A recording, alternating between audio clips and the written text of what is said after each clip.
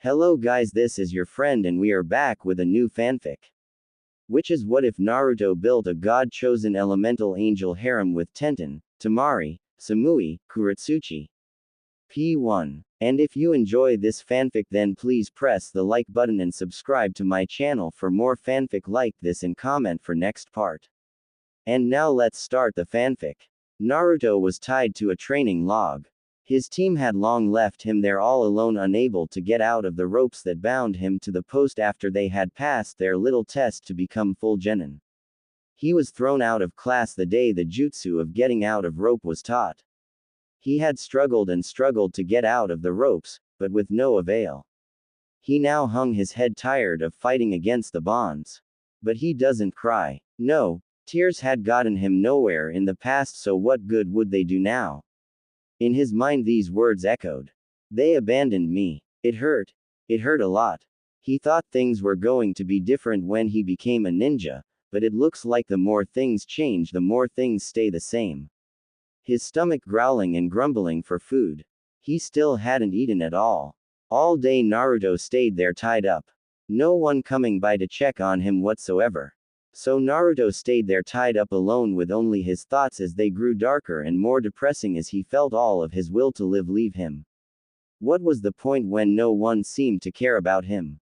His supposed team didn't care about him at all, not even his Junin sensei. So again, what was the point on carrying on when there was no one there with him really? It wasn't till late at night when someone noticed him. The person jumped down and checked on him. He was breathing, but it was shallow and his pulse was steady as well, though growing fainter. They cut the ropes and Naruto fell to the ground, unresponsive. The person picked Naruto's limp body up and then carried him to the hospital, hoping it wasn't too late. Scene break. Hiruzen Sarutobi, the third Hokage, ran into the hospital with more energy and spirit that belied his real age. He turns to the Anbu that's standing guard at the door. Where is he, Neko? He asked in an urgent and desperate manner. He's resting, Lord Hokage. But, Neko said, trailing off at the end. But what is it, Neko? Hiruzen asked urgently. Neko shifted her stance. She was the one who found and took Naruto to the hospital and found the only doctor entrusted to care for Naruto. There was a special staff just set up for Naruto's care. The Hokage set it up, making sure that each member of the staff had an extensive background check and made sure that none of them had any hatred against Naruto due to the Kyuubi attack. The doctor told me that it seems Naruto is losing the will to live, Neko said softly. This made the old man's face pale. It just wasn't possible at all. He never thought Naruto would lose his will to live even after all the boy has gone through. He knew Naruto had gone through a lot and he knew that all of them left scars on Naruto. Most of them not physical. He didn't think it was that bad really, but it seemed it was. It was worse than he thought. Tell me everything, Neko. Don't leave a thing out, he said firmly. Neko then gave her full report and Hiruzen wasn't happy at all. Neko, I know you're tired, but I have an order for you, Hiruzen said. What is it, Lord Hokage? Neko asked, standing up straight. Get Kakashi here right now. I don't care if you have to tie him up and drag him here. I want him here now. Hiruzen barked. Neko bowed and shunshined away. It didn't take long and she returned with Kakashi, who looked perplexed and bewildered. He was in a shinobi bar with the rest of the Junin senseis having a drink and telling one another stories about their team's tests and stuff. He was then grabbed and dragged away from his fellow Junin by Neko without even seeing her at all. She had dragged Kakashi by the back of his collar all the way to the hospital, ignoring Kakashi's questions. Ah, Kakashi, Hiruzen said in a displeased fashion. What is it, Lord Hokage? Kakashi asked, standing up straight. Well, Kakashi, I thought you should know that one of your students is here in the hospital, Hiruzen said. Kakashi's eye widened. Who? He asked. Naruto, Hiruzen said. But how? I left him today and he was alright, Kakashi said. That was hours ago, Kakashi. Neko, tell him, Hiruzen said as he needed to calm himself. Neko told Kakashi about how she found Naruto tied to the same post he had tied him to during the day. Kakashi was shocked upon hearing this. He couldn't believe it. He should have been able to get out. It's an easy jutsu to do to get out of ropes. It's a jutsu taught at the academy, the one-eyed Junin said. Apparently the teachers at the academy had hindered his studies more than I thought, Hiruzen growled. I apologize Lord Hokage, I didn't know at all. If I did then I wouldn't have left him or I would have gone back to check. I didn't know, Kakashi said.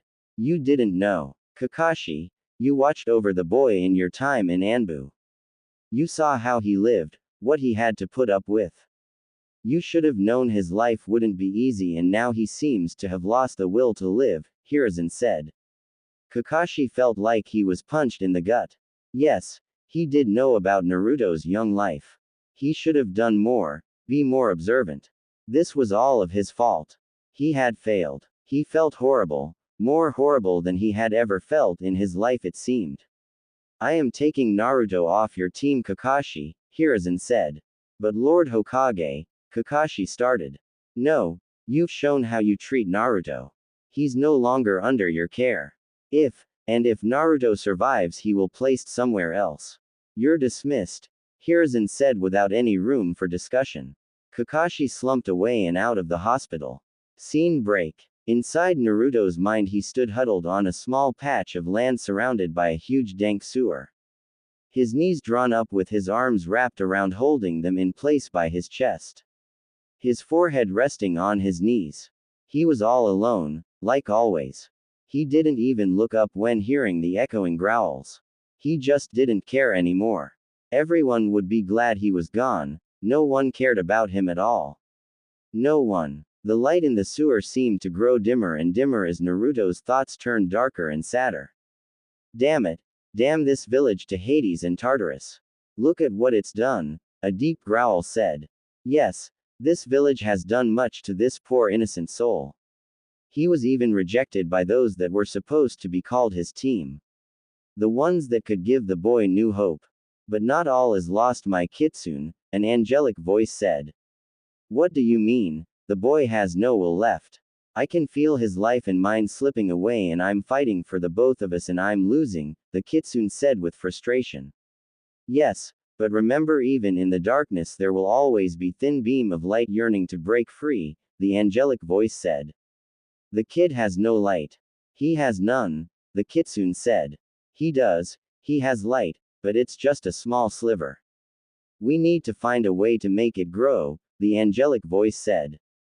How? The kitsune asked. I'll have to pull a few strings and mess with fate, the angelic voice sighed. And you're upset about that? You're God for heaven's sake. You can mess with anything and anyone you like, the kitsune said. Yes, but I'll be breaking my own laws that I've set not to interfere with the mortal realm, the angelic voice said. But this boy, you know he has a destiny that can't end now. He's far too damn important to be lost. You can say that this is an urgent need. None will argue with you on that. They all know how important the boy is, the kitsune said. You're right kitsune. You're right. But I must make the right changes or everything will fall to darkness which even young Naruto can't prevent, the angelic voice said. I will follow whatever you do my lady, the kitsune said. Then let's change things kitsune. Hopefully for the better, the angelic voice said. Scene break. In a certain part of Konoha as well as in other villages there was a glow from specific beds. All of them now had their lives, their fates changed forever. Scene break. Naruto was still huddled on his little island when he heard a voice. Hey, are you alright? Naruto didn't answer. He then felt a hand touch his shoulder gently shaking him. He slowly moved his head up and saw a girl wearing PJs with assortment of weapons on them. She had long brown hair and brown eyes that showed genuine concern. Something that was new for Naruto to see in a person. He had never seen anyone direct great concern to him. Who are you? Naruto asked in a despondent monotone voice. My name is Tenten. What's your name and where are we? The girl asked as she looked around her dark surroundings.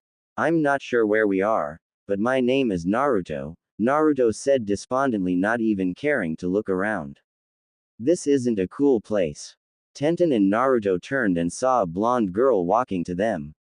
She was wearing PJs in the color of dark blue also, and they didn't help to hide her nicely endowed chest. She had shoulder-length blonde hair and ice-cold blue eyes. Hi, who are you? Tenten asked. The blonde girl looked at Naruto and Tenten, eyeing them like they might be a possible threat. Seeing as they were not, she relaxed just a smidge. My name is Samui, and your names are? She asked. Tenten and Naruto gave their names and Samui walked closer to them just so she could be on dry land, which seemed to have expanded from the very small island to a little bigger one to fit the three. Though the three of them didn't seem to notice this at all. I knew I shouldn't have eaten Konkuro's cooking. Now I am having this weird dream, a dirty blonde girl said. The three on the island turned to see the new arrival. She had dirty blonde hair and teal green eyes. Her PJs consisted of a tank top and shorts in a tan color and both made of light material. Okay, who are you guys? I've never seen you in any of my dreams before. The girl asked. I'm not sure this is a dream, but my name is Tenten, Tenten said. Naruto and Samui introduced themselves and the new girl introduced herself as Temari. She then joined them on the patch of land that once again grew enough for her to stand there and not been cramped together with the others. So why are we here, and where is here? Temari asked looking around. All shall be revealed soon, just 2 more to go, a voice said. Who said that? Show yourself. Samui asked as she tried to pinpoint where the voice's origin. Temari and Tenten followed Samui's example trying to search for the source of the voice. Naruto though didn't seem to really care. I shall reveal myself when you're all united, but 2 must still join, and they will be here, soon, the voice said. It didn't take long for another girl to show. She looked a bit crabby. She had short dark hair and pink pupil-less eyes. Her PJs had rocks on them. Who are you and where am I? She demanded. We're not sure on the where part really, Temari said. After they introduced themselves and found the new girl's name was Kurotsuchi. She joined them on the island and again the island grew larger to accommodate the new addition. Next the last girl joined them. She had long dark hair and blackish brown eyes. She asked the usual, where am I and who are you, questions then introductions were made. The girl, whose name is Haku, joined the others on the island. Once on the island it seemed the light in the area increased to reveal where they were. A sewer? How'd the heck we wind up in a sewer of all places? Kurotsuchi asked shocked and a bit appalled. That's it. I'm not eating any more of Konkuro's cooking no matter what he says, Temari groaned. This isn't a real sewer, but a mindscape my children. It's a physical projection of a mind, the voice said. Okay. Who are you? The last 2 are here so show yourself, Samui asked as she once again tried to pinpoint the voice. Samui wasn't the only one to try to find the origin of the voice. Kurotsuchi scanned the dank space as did Haku, Temari and Tenten. They all were facing outwards keeping their backs as close as they could to one another. Naruto was the only one not being vigilant. Soon a bright light flashed upon them and they had to shield their eyes. Once the light faded they saw what they could only describe the most beautiful woman they'd had ever seen. She had gorgeous golden-colored hair done in ringlets. Her body was perfectly proportioned, which made all the girls a bit envious. She had deep blue eyes that were like 2 flawless sapphires that twinkle like they were under display lights. Hello my children, she said with a smile. Who are you? Naruto asked staring at the woman with awe. Naruto. My child. You are a very special boy, the woman said smiling at Naruto. How do you know my name? Naruto asked fearfully. I know many things. I know all of your names and what's been going on in your lives so far, the woman said. That's all good, but you haven't told us your name, Kurotsuchi said crossing her arms. No, I haven't, the woman said chuckling. My name, well, I wasn't really given a name and actual name like you were, but you all know me as God. This stunned the group. They were talking to God. This had to be some sort of trick, an illusion. Yeah, It had to be some creatively complex genjutsu of some kind. That or the weirdest dream any of them ever had. A few tried to dispel the genjutsu with no success. This kind of amused the great deity as she watched the girls try to dispel her. I assure you you're not dreaming or under any genjutsu whatsoever. But your lives have all been altered from the courses that I've had set for each of you, God said. What do you mean? Samui asked. I've changed the course of your lives for a simple purpose. For Naruto's benefit, God said. This had all. Then girls turned to Naruto for answers. Naruto cowered and returned to his huddled ball. Don't hate the boy for this. He's had more than enough share of hate in his young life, God said, reprimanding the girls. The great deity then began to explain to them all about Naruto's harsh life so far. She projected movies of Naruto's memories as visual aids like a film on a projector. Naruto felt ashamed and wanted it all to stop. He didn't want to remember all those bad memories. He didn't want anyone to see what he had been through since it was private. They were his burden and no one else's. The beatings, the dirty looks, the way he went for a days going hungry and had to scrounge around in the trash for something to eat. All of it was on display. Meanwhile, the girls just watched with tears in their eyes at how people could treat Naruto like that. She then told them about what had been sealed within Naruto. You're going to get trouble. The old man made it a law against telling anyone, Naruto said. God laughed and her laughter was like beautiful music. I don't think the Hokage has the power to punish me, young one, she said with great mirth. Oh, yeah, is there a name I can call you? It feels weird calling you God, Naruto said, rubbing the back of his head. The girls looked at Naruto with scandalized expressions. Naruto, do you know who you're talking to? Tenten hissed. I'm sorry, but it just feels weird, Naruto mumbled. It is all right, Tenten. I can see the oddity of just being called God all the time. You can all call me Sophia, the immortal being said. Okay, so Sophia. Why are we here exactly? You showed us Naruto's memories, but haven't told us the actual full reason. Kurotsuchi asked. Ah yes, for that I need to show one more memory, then I'll explain, Sophia said. The memory shown was the day of the genin test.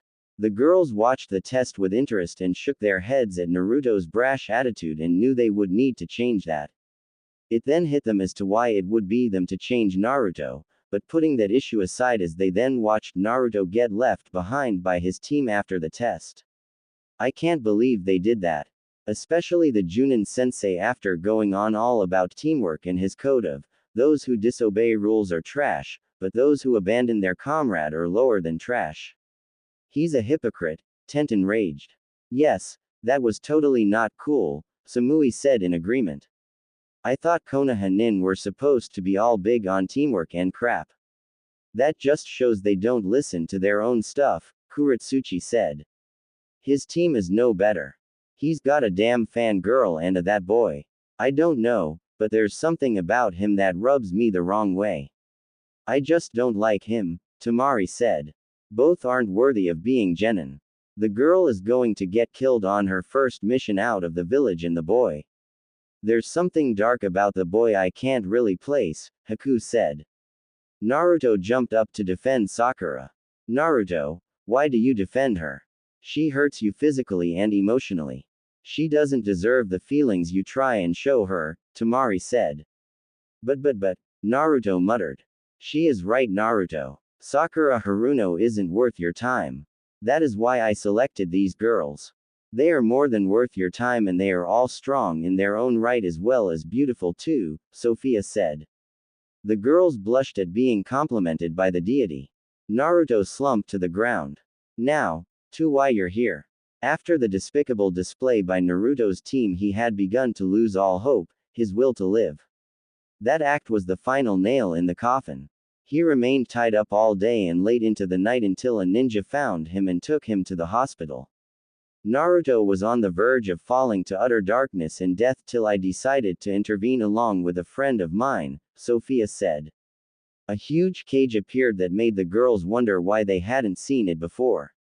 In the cage was a man.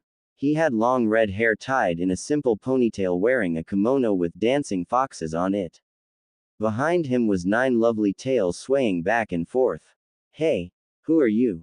Naruto asked loudly. This got him bonked on the head by both Tenten and Temari, though their hits weren't even a fourth as hard as Sakura would hit him. Ow, that hurt. Naruto whined. You don't need to shout, Naruto, Temari chided gently. Tenten just nodded in agreement with the dirty blonde. Fine, but who's the guy? Naruto asked in a more quieter voice as he rubbed his bruised head. I'm surprised, Kit. I've been inside you practically since you've been alive, really, the man said with a smirk. You're the Kyuubi, Naruto shouted. Again he was bonked on the head by Tenten and Temari. Use your inside voice, Naruto, Tenten said sternly. Naruto grumbled as he rubbed his head again. I see you're already teaching the kid manners. He needs them since he has none whatsoever. Though I don't really blame him since no one has ever taught him any to begin with, Kyuubi said. He was amused by the girls already trying to teach Naruto manners. I don't understand. I thought you're a bloodthirsty demon bent on utter destruction. Tenten asked. Oh, that. Well, I only get like that when I've had a bad day or too much to drink or someone really pisses me off. Normally I am very peaceful when I am left alone and all, Kyuubi said. Neither the girls or Naruto really knew what to say to this. Kitsune, I believe it's time to begin teaching them, Sophia said. As you wish, my lady, Kyuubi said, bowing to the deity. Scene break. Inside Naruto's mind, he and his girls got trained. For Naruto it was a total rebuilding. The girls, Kyuubi and Sophia, had to tear down everything Naruto knew and start from scratch. Sophia helped by producing a plant and giving the girls shears. This bush is Naruto's whole being. I gave you the shears for you to prune off all the parts he doesn't need and leave the characteristics that he should keep, Sophia said. But how will we know what to prune? Haku asked. You will know, Sophia said mysteriously. The girls all looked at one another, then shrugged, and then they gently and carefully began to work. It was amazing how coordinated they were together, even though they hadn't known each other for very long. But deep inside they just felt they had known one another for a long time. It was hard to explain. This was Sophia's doing. She jump-started the sense of camaraderie between the girls. It was just a jump start, the rest was up to them. The girls clipped off Naruto's brash nature. His stubbornness, though, kept enough so he wouldn't give up when he faced a challenge. They pruned down his hyper-personality and also love for ramen. They kept Naruto's great loyal nature, though pruned it back a little so it wouldn't hinder him. His cunning mind that he got from doing pranks as well as thinking on the fly was kept. They kept going, making sure Naruto would be better for it. Once done, the girls stepped away and the plant disappeared and Naruto, who was asleep for the whole thing, awoke. Oh, man, he grumbled. How do you feel, Naruto? Haku asked. Weird. Like I am new, though I remember how I used to be, Naruto said with a frown. That's good, now we have a clean slate to work with, Sophia said. Yes, the kid will be able to learn things better without all the baggage he's had before, the Kyuubi said. Naruto learned manners to begin with, then he went on to what was taught at the academy. Kyuubi played the role of instructor for this, and Naruto actually listened since most of his bad habits had been snipped away. Though he still got bored since he really wasn't one for lessons that involved sitting, reading and listening. He was more of a person of action. Meanwhile, Sophia had the girls get to know one another since they'd be spending a lot of time together. With that, the girls asked for some different clothes since they didn't want to just wear their PJs. Sophia told them to think what they wanted to wear and it shall be done. So each girl thought about what they wanted to wear and they were dressed in the apparel they thought of. They all chose their outfits they wore as kunoichi. I have a question, Sophia, Tenten said. What is it, Tenten? Sophia asked. Why did you pick a girl from each of the 5 major villages? Tenten asked. The other 4 girls were curious about this as well. I wanted Naruto to have a piece of each of the villages, and when I looked through each village looking for possible candidates, I found you 5 were the best in my opinion, Sophia said. But though I am from Kiri, I'm not a shinobi. I am running with Zabuza and he's a missing nin, Haku said. Your heart is pure, Haku. That's why I chose you. That's why I chose all of you. You all have pure hearts and souls. Even though a few of you have taken lives for your duty, you never taken an innocent one that would darken your soul, Sophia said. The girls nodded. But why me? Iwa and Konoha aren't friends due to the last shinobi war. Kurotsuchi asked. What a better way to bury the hatchet than to have such a union. I've heard and seen many mortals do this custom to cease feuds, Sophia said. The girls had to nodded in agreement with this. The Hyuga clan won't be pleased with this. They don't like Kumo due to what we tried to do, Samui said. Ah yes. That, Sophia said with a small frown. What do you mean? Haku asked. Samui then explained how the previous Raikage tried to kidnap the young Hyuga heiress so they could breed their own Byakugan. Haku blanched at this. There are many dirty dealings in all of the villages. I am saddened that so many souls are tainted with such darkness, Sophia said sadly. After Naruto got his education, he then began training as a shinobi in the proper way. Kyuubi taught Naruto the Kitsune-style taijutsu since it worked well for Naruto's fighting. It dealt quick hard blows and at times used sneak attacks on opponents. Naruto also learned many ninjutsu since he had the chakra reserves to do many powerful jutsu without getting worn out. Kyuubi of course had to keep warning Naruto not to overdo it. Naruto had no use for genjutsu, but Kyuubi found a way to around that. He just had Naruto become sensitive to the illusion-based jutsu so he could spot it and dispel it if needed. What also happened was a part of Naruto's brain was awakened. The part where he was talented in fuinjutsu. Now Kyuubi knew this was gift that Naruto had inherited from both of his parents. So Naruto got to work learning all the fuinjutsu he could. Sophia provided the scrolls on the topic and Naruto became quite skilled in it. He could now rival a seal master. During that time the girls were included into the training. They worked with the skills they had and expanded. Kyuubi provided an excellent source since he had been around so long he could help each girl out. Sophia also sought to expand all the girls' chakra reserves since she knew they'd need to be stronger. The girls wanted to not only get stronger for themselves, but to get stronger so they could help Naruto and each other. They didn't want to be helpless. They all cared for the blonde very much after spending so much time with him. They just couldn't help not to. And with that the girls opened up to Naruto more and more. Sophia saw this all and smiled since she knew the future was looking brighter and brighter for them all. She just hoped it was enough though. She may be the one true god, but there are wrinkles in the future that even she could never foresee. So she and the Kyuubi prepared them as much as they could. Temari had perfected her wind jutsu. It helped that Sophia topped up Temari's affinity to wind so Temari could do it using very little of her chakra it seemed. She used her big fan and two smaller fans that were for close combat. With that Temari got drilled in taijutsu, which wasn't one of her strong suits. She was taught a taijutsu style she could use in conjunction with her wind chakra. She released a bit of wind chakra with every strike to deal more damage to her opponent. Temari didn't care for genjutsu and was taught how to dispel it. Her taijutsu style she called Gale Force style. Haku's Hyoten bloodline was increased to the max by Sophia and she learned all of her family's jutsu from Kyuubi who knew many ice jutsus some that even the Yuki family didn't even know. She was also taught wind and water jutsus too. She also learned more medical jutsu by Sophia since Kyuubi wasn't one to really know that stuff. He healed himself so didn't need to know any healing jutsu. Haku also learned taijutsu, which was one of her weak points. Kyuubi found a style that would work for her. It was called the Shiva's Wrath style. Kyuubi picked it up somewhere though he wasn't sure where, but it worked for Haku. Haku's use of Senbon needles were amazing and she had great accuracy. This of course led to contest of skill with projectiles against Tenten.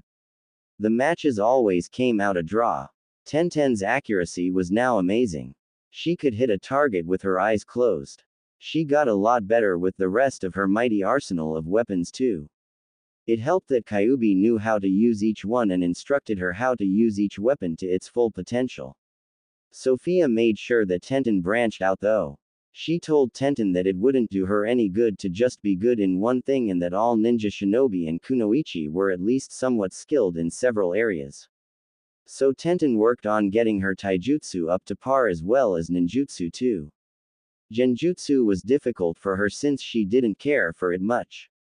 As for her ninjutsu, she learned she had a water affinity and was taught by Haku and Kurotsuchi as well as Kyuubi. She also got more help in her fuinjutsu since she just knew how to do storage scrolls.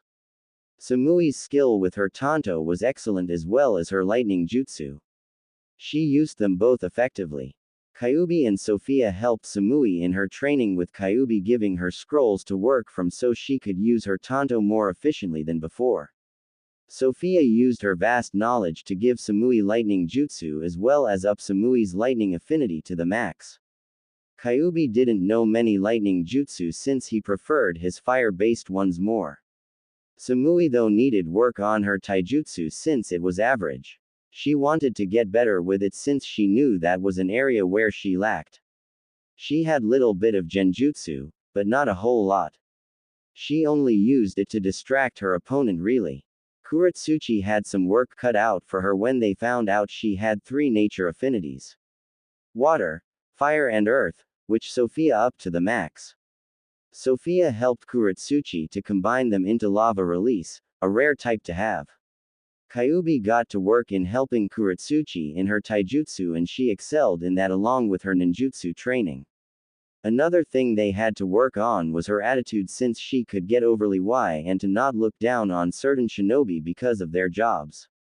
Curb it a bit, but otherwise she was fine the way she was. Her anger and distrust over Naruto being a leaf nin was gone and she had accepted him. All 5 girls trained and sparred against one another as well as against Naruto to get better as well as build camaraderie with one another.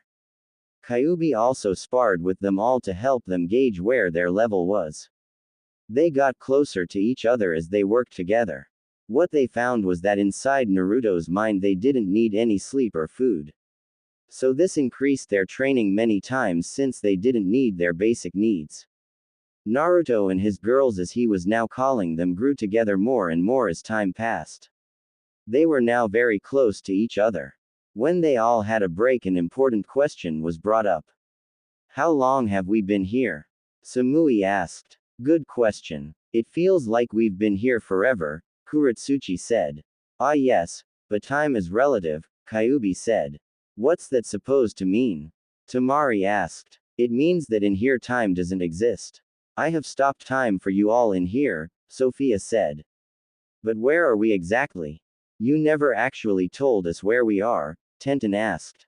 She's right. We never found out where we are, just that we're in a mindscape that looks like a sewer, Kurotsuchi said. Oh, I didn't tell you where you all are. I thought I did, Sophia said as the immortal being scratched her head. The girls and Naruto shook their heads. Very well. You're in Naruto's mind, Sophia said. What? The girls shouted. Yes, this is Naruto's mindscape, Sophia said. The girls couldn't believe this was Naruto's mindscape. They looked to the boy for an answer, but he couldn't provide any. Let me be the one to answer that since Naruto doesn't a clue, Kyuubi said. The girls turned to Kyuubi.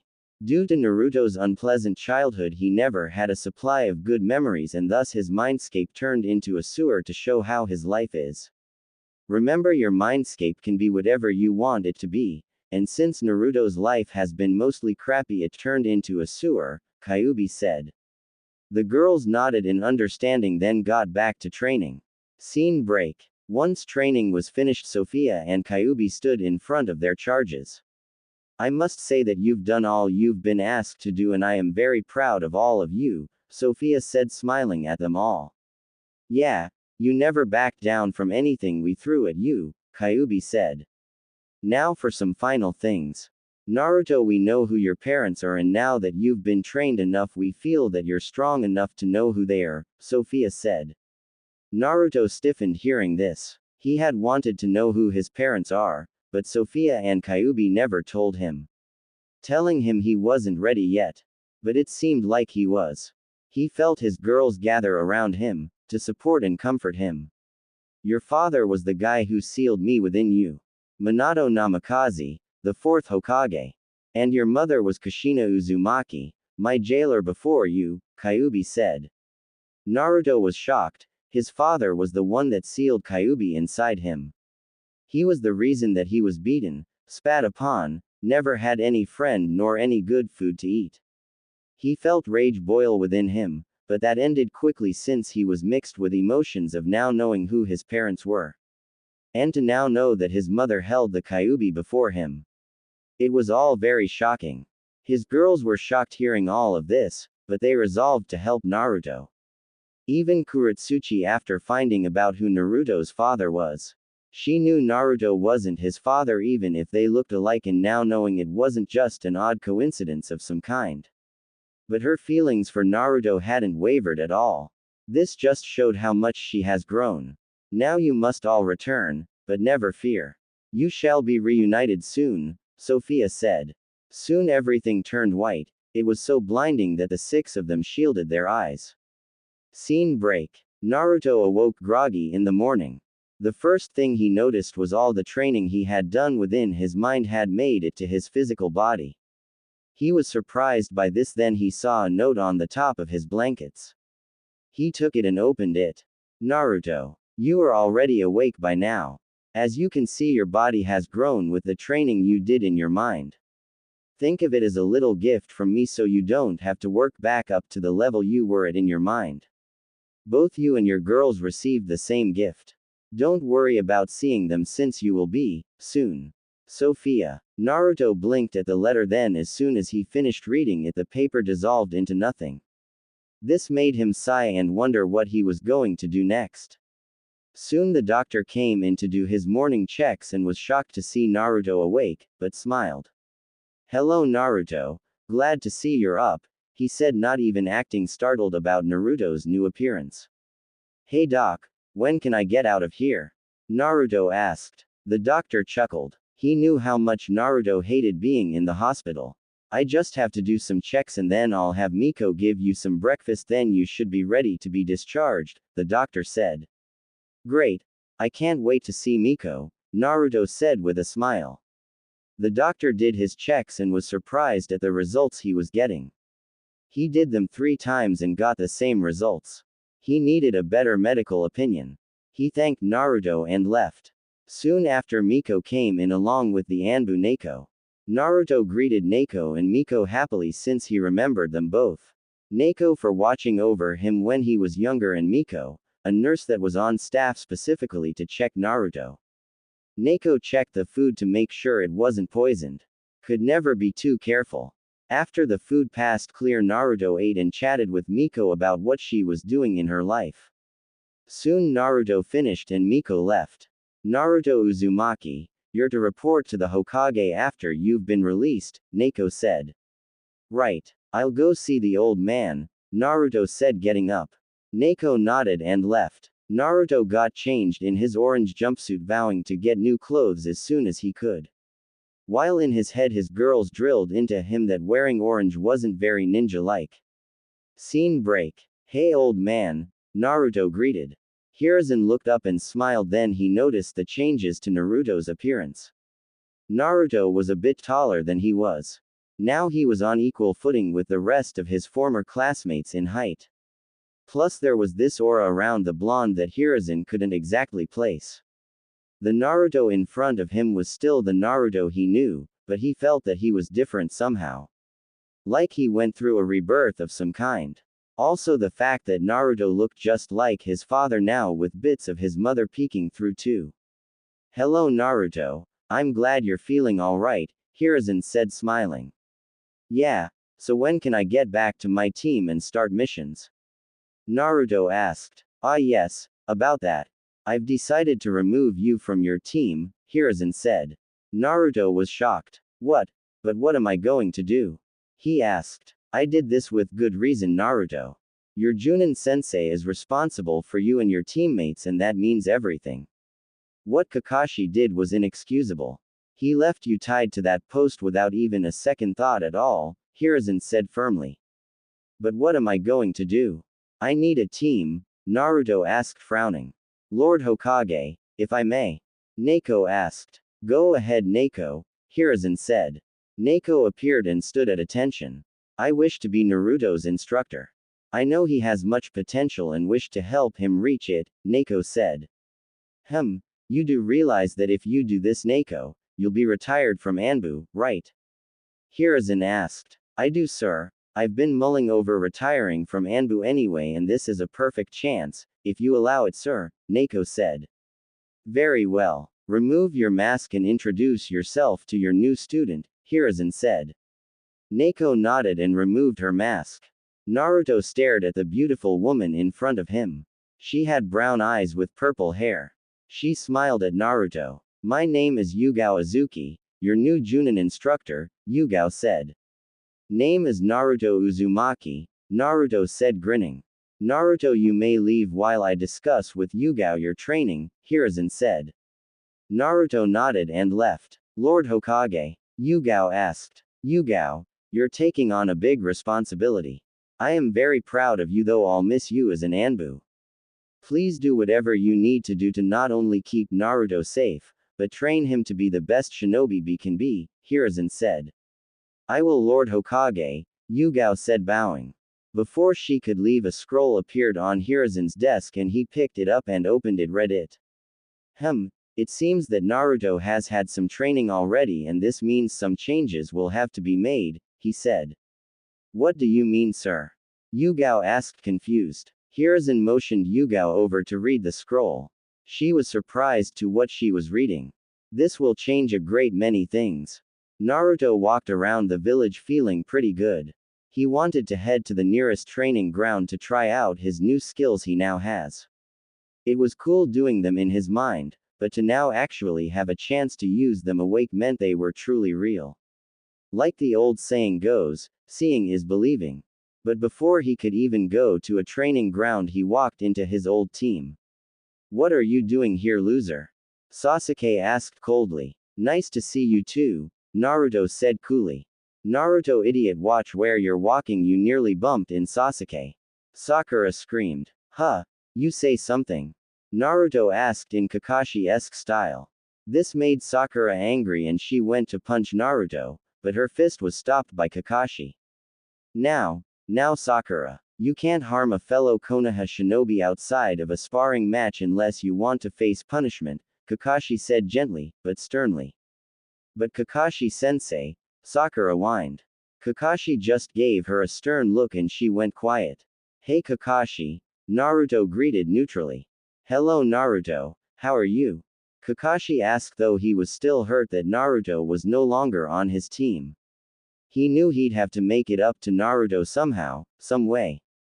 Doing good. I just came back from the old man's office and got a new sensei, Naruto said. I see, so who is it? Kakashi asked curiously. His mind already working on possibly talking to whoever Naruto's new sensei was to be included in Naruto's development somehow to clear his conscience of being such a horrible sensei to Naruto just hours of Naruto becoming a full-fledged genin. Her name is Yugao Azuki, and she used to be in Anbu, Naruto said. Kakashi nodded he knew her well enough and knew she would do a better job than he had done. As much as it pained him to say. But pushing that aside he made a mental note to talk to Yugao sometime in hopes she'd let him help teach Naruto sometime in the future. He knew he could still teach Naruto something. Not knowing of the training Naruto had gotten in his mind by Sophia and Kitsune. Sasuke got angry. How come this loser gets his own sensei? I am an Uchiha I should have my very own sensei and not be on a team since it will only drag me down, the Uchiha stated. Sakura winced at this. Because the Hokage handles all team assignments and he took me off your team and I got a new sensei.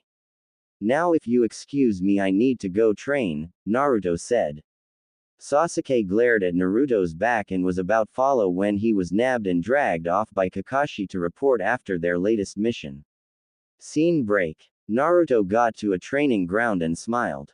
Now time to try out my new skills, he said. Yes, I'd like to see what my new student knows, Yugao said as she appeared from out of nowhere it seemed. Hey Yugao-sensei, Naruto greeted. Hello Naruto, now let's see what you can do, Yugao said. Naruto nodded. Yugao watched and was amazed at what Naruto was doing. Naruto was really good in his Kitsune Taijutsu style. Yugao tested Naruto in all areas before they stopped to rest. She found that Naruto was very skilled and even better than what was written. She had her doubts when she read the scroll, but testing Naruto had diminished those doubts all away. Now she couldn't wait to teach Naruto and maybe learn a few things as well too. She knew that she could expand on Naruto's skill more. The entire training ground was a wreck by the end of the assessment. You are very well trained Naruto. Sophia and that Kitsune person did a good job, Yugao said. How do you know that? Naruto asked worriedly. Don't worry Naruto. The Hokage received a scroll detailing what has happened to you. He labeled it an SS rank secret like your tenant. Only you, me and the Hokage knows, Yugao said. Naruto relaxed and nodded. Now, I know this is late, but we should introduce ourselves and stuff like you did with your last team, Yugao said. Naruto nodded. I'll go first. My name is Yugao Azuki. My likes are swords, learning kenjutsu and my boyfriend Hayate. My dislikes are perverts and people who look down on kunoichis. My hobbies include moon watching and learning new kenjutsu styles. My dreams are to be a kenjutsu master and open my own dojo, Yugao said. My name is Naruto Uzumaki. My likes are ramen, learning new things and my precious people. My dislikes are how long it takes for ramen to cook, perverts and those who can't tell a differences between a scroll and what's sealed inside it. My hobbies are pranking and working on new seals. My dreams, well, to be honest I don't know what my dream is anymore, Naruto said. I thought it was to be Hokage. Yugao asked remembering when Naruto was younger and him shouting his dream to the world. Yeah, but now things have changed and I'm not so sure anymore.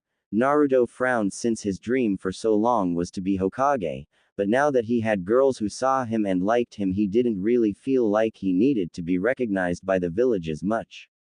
He still wanted to, just not like before. His girls saw him and that felt just right and enough for him. It's alright Naruto. I'll help you find a new dream, Yugao said. Thanks Yugao-sensei, Naruto said with a smile.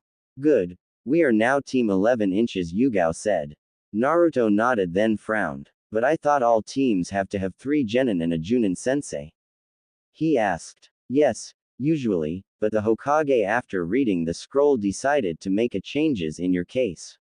He feels that if you have teammates then that would lead to questions that neither he nor you could really answer or want to, Yugao said. Naruto nodded. Now, I believe you need some clothes befitting a shinobi, Yugao said.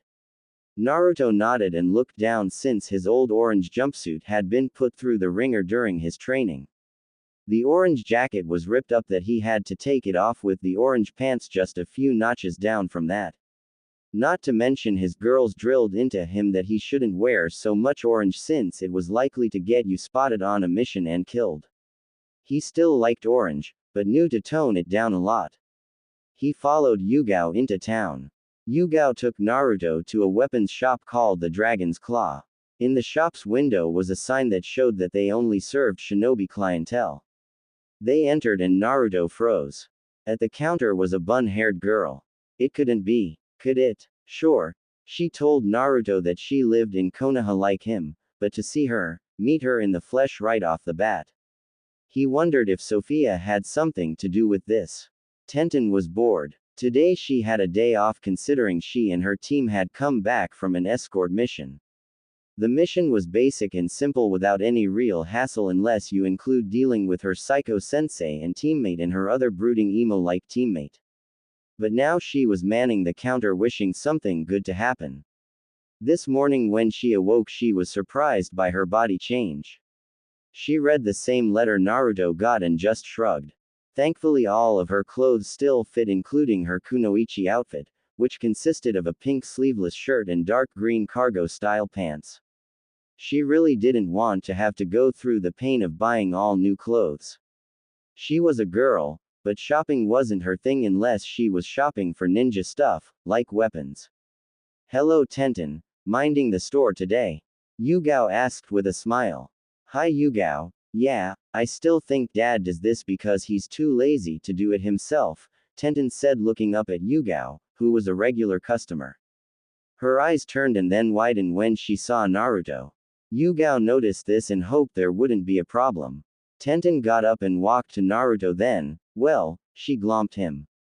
She glomped the life out of him. Naruto was wheezing for breath.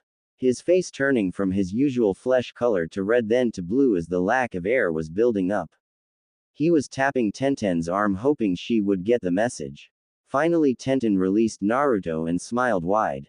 It's so great to see you Naruto in the flesh, Tenten said. Yeah, but you could have greeted me a little softer, Naruto said gasping for air as his face slowly turned back to his normal coloring. Hey, sorry, Tenten said as she rubbed the back of her head. You two know one another? Yugao asked eyeing the two genin. Tenten wasn't sure what to say, but Naruto jumped on it. It's okay Tenten, she kind of knows about Sophia, he said. Tenten just nodded and the two told Yugao how they knew each other though in abridged version. This flew the former Anbu for a loop. Sure, she knew that Naruto had 5 girls, but the scroll never told her or the Hokage who they were, just that there were 5 of them and each of them were from one of the 5 hidden villages. She didn't know who the girls were at all. All she and the Hokage got was, aside from knowing 5 girls were to be with Naruto, was all the training he had gotten. But that was all. Okay. That's good to know, Yugao said. So why are you here anyway Naruto? Tenten asked. Oh right. I need some new clothes, Naruto said. Alright, come with me and I'll help you out, Tenten said. About 45 minutes later Naruto was dressed in his new shinobi outfit. He wasn't sure why it took this long of a time to get his clothes. I mean, it should have just taken like 5-10 minutes tops. But no, Tenten seemed adamant in helping him by having him try on several articles of clothes, mixing and matching them. She'd mutter and then frown and go back to get more for Naruto to try on. Naruto felt like a doll and Tenten was playing dress up with him. But the end result was good. Naruto was dressed in black cargo pants that had a stripe of rust orange running up both legs with several pockets for storing things. He had a weapon pouch on each leg that not only held kunai and shuriken, but also senbon too. He had on black combat-style boots that had seals on them to keep them quiet. They were also a lot more durable than most shinobi sandals. He had a white shirt underneath with an armor-like gray shirt on top of it. The armor would react to chakra, making it harder and stronger in certain areas or the whole body if needed. On his hands were fingerless gloves with a metal plate, and with the introduction of chakra, spikes would be raised in the metal surface. That all looks good, Tenten said as she tapped her chin looking over at new look Naruto donned, but it's still missing one thing. I'll be right back. Naruto let out a long groan that meant he wanted this to end, and end now. Yugao just sat back watching all of this with great amusement. Watching Naruto being used as a dress-up doll.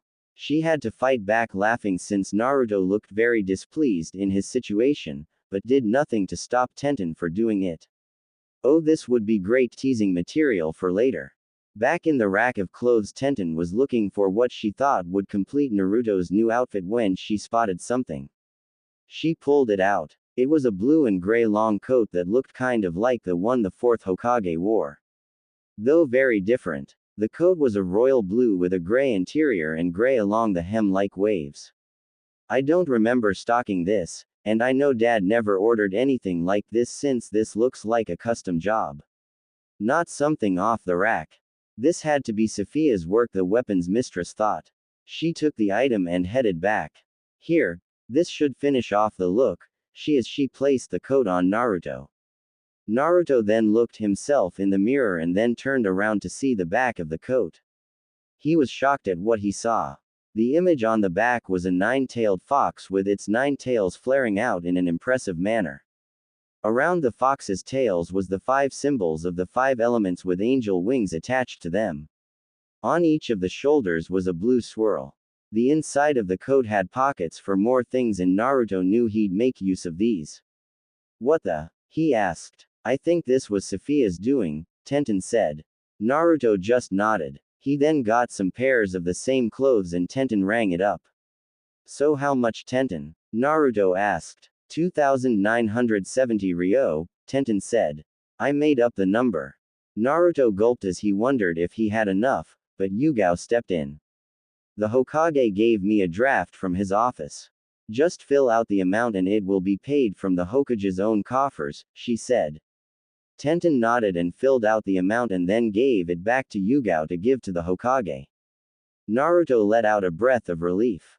So Naruto, when can we see each other again? Tenten asked. I'm not sure, Naruto said. He then explained to Tenten about Yugao being his new sensei and everything. Tenten frowned. I am sure I can talk to Guy into doing some joint training together, Yugao said. Thanks Yugao sensei, Naruto said with a smile. Yeah, thank you Yugao, Tenten said smiling too. No problem Naruto, Tenten, Yugao said smiling right back at the two. Scene break. Days later, Naruto and Yugao trained together with Yugao working hard with Naruto. Sure, Naruto had got his training in his mind and he was a very well skilled in many things outside because of it, but Yugao provided more help to Naruto, giving him new situations that he or his girls never practiced in.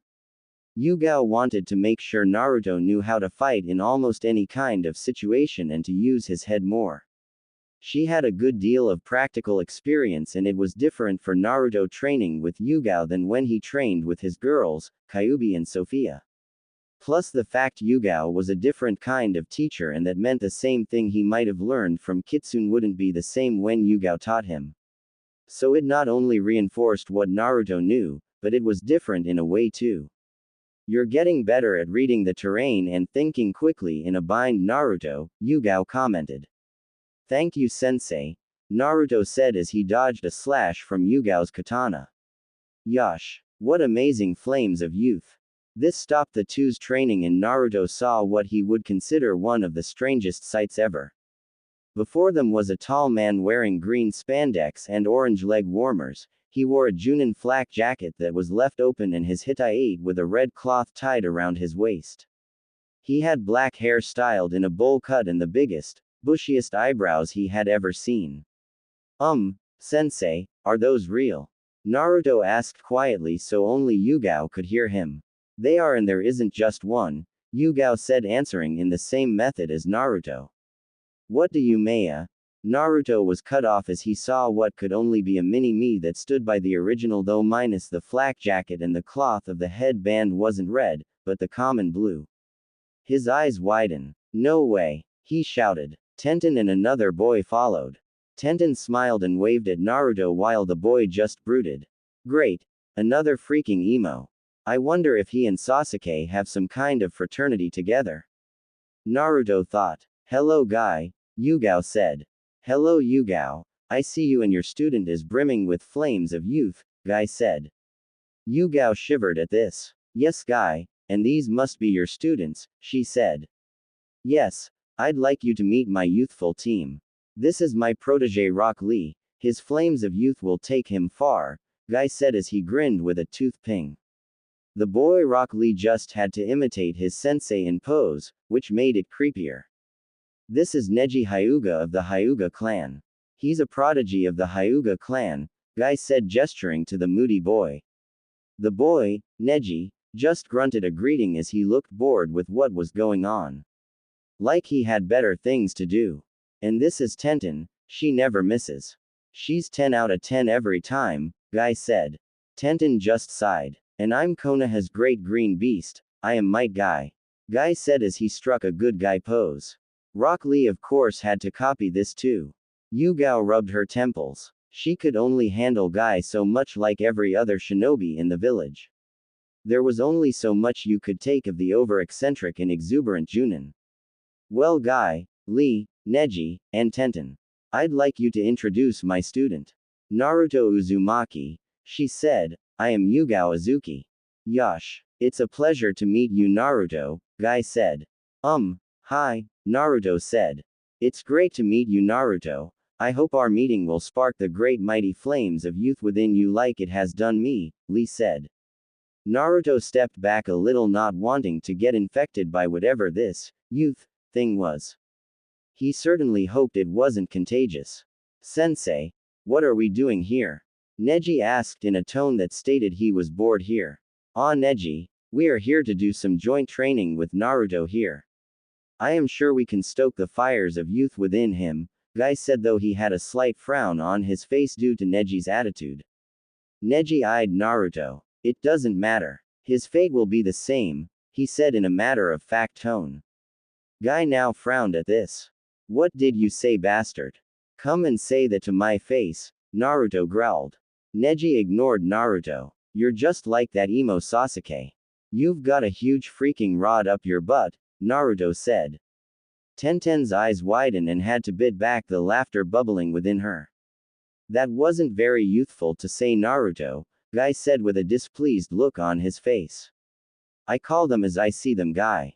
He's a part of the emo fraternity where all they do is bitch and whine about their own pathetic little lives and cut themselves since they have nothing better to do. Bet they even play with each other since they're probably gay, Naruto said. Tenten couldn't hold back anymore and she fell on her back laughing and rolling on the ground. Yugao held her laughter back better than Tenten, but had an amused smile on her face. Guy muttered about the unyouthfulness of it all while Lee was confused. Neji looked pissed. He activated his Byakugan trying to intimidate Naruto. It didn't work. So that got a reaction out of you, Naruto said idly. Neji charged forward. Naruto dodged the initial attack. Guy looked ready to stop it, but Yugao held him back. Let it go this time, Guy. We'll make sure it doesn't go overboard, she said. She kind of wanted to see how Naruto fought against another genin with a year more experience. It would give Naruto much needed knowledge and experience. Guy just nodded, though had his doubts this would end well. Tenten watched since she had seen Naruto spar as well as sparred with him when she and the other girls were in his head, but seeing it for real was quite different, and especially against Neji. Tenten wasn't totally sure who'd win. She knew Neji was good since he was rookie of the year in their class, but Naruto was good and could be sly as a fox in battle.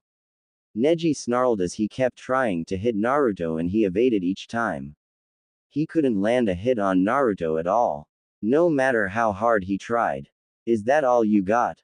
Fate has determined me to be the winner the same way as fate is determined that you'll always remain in your lowly station you are in, Neji said.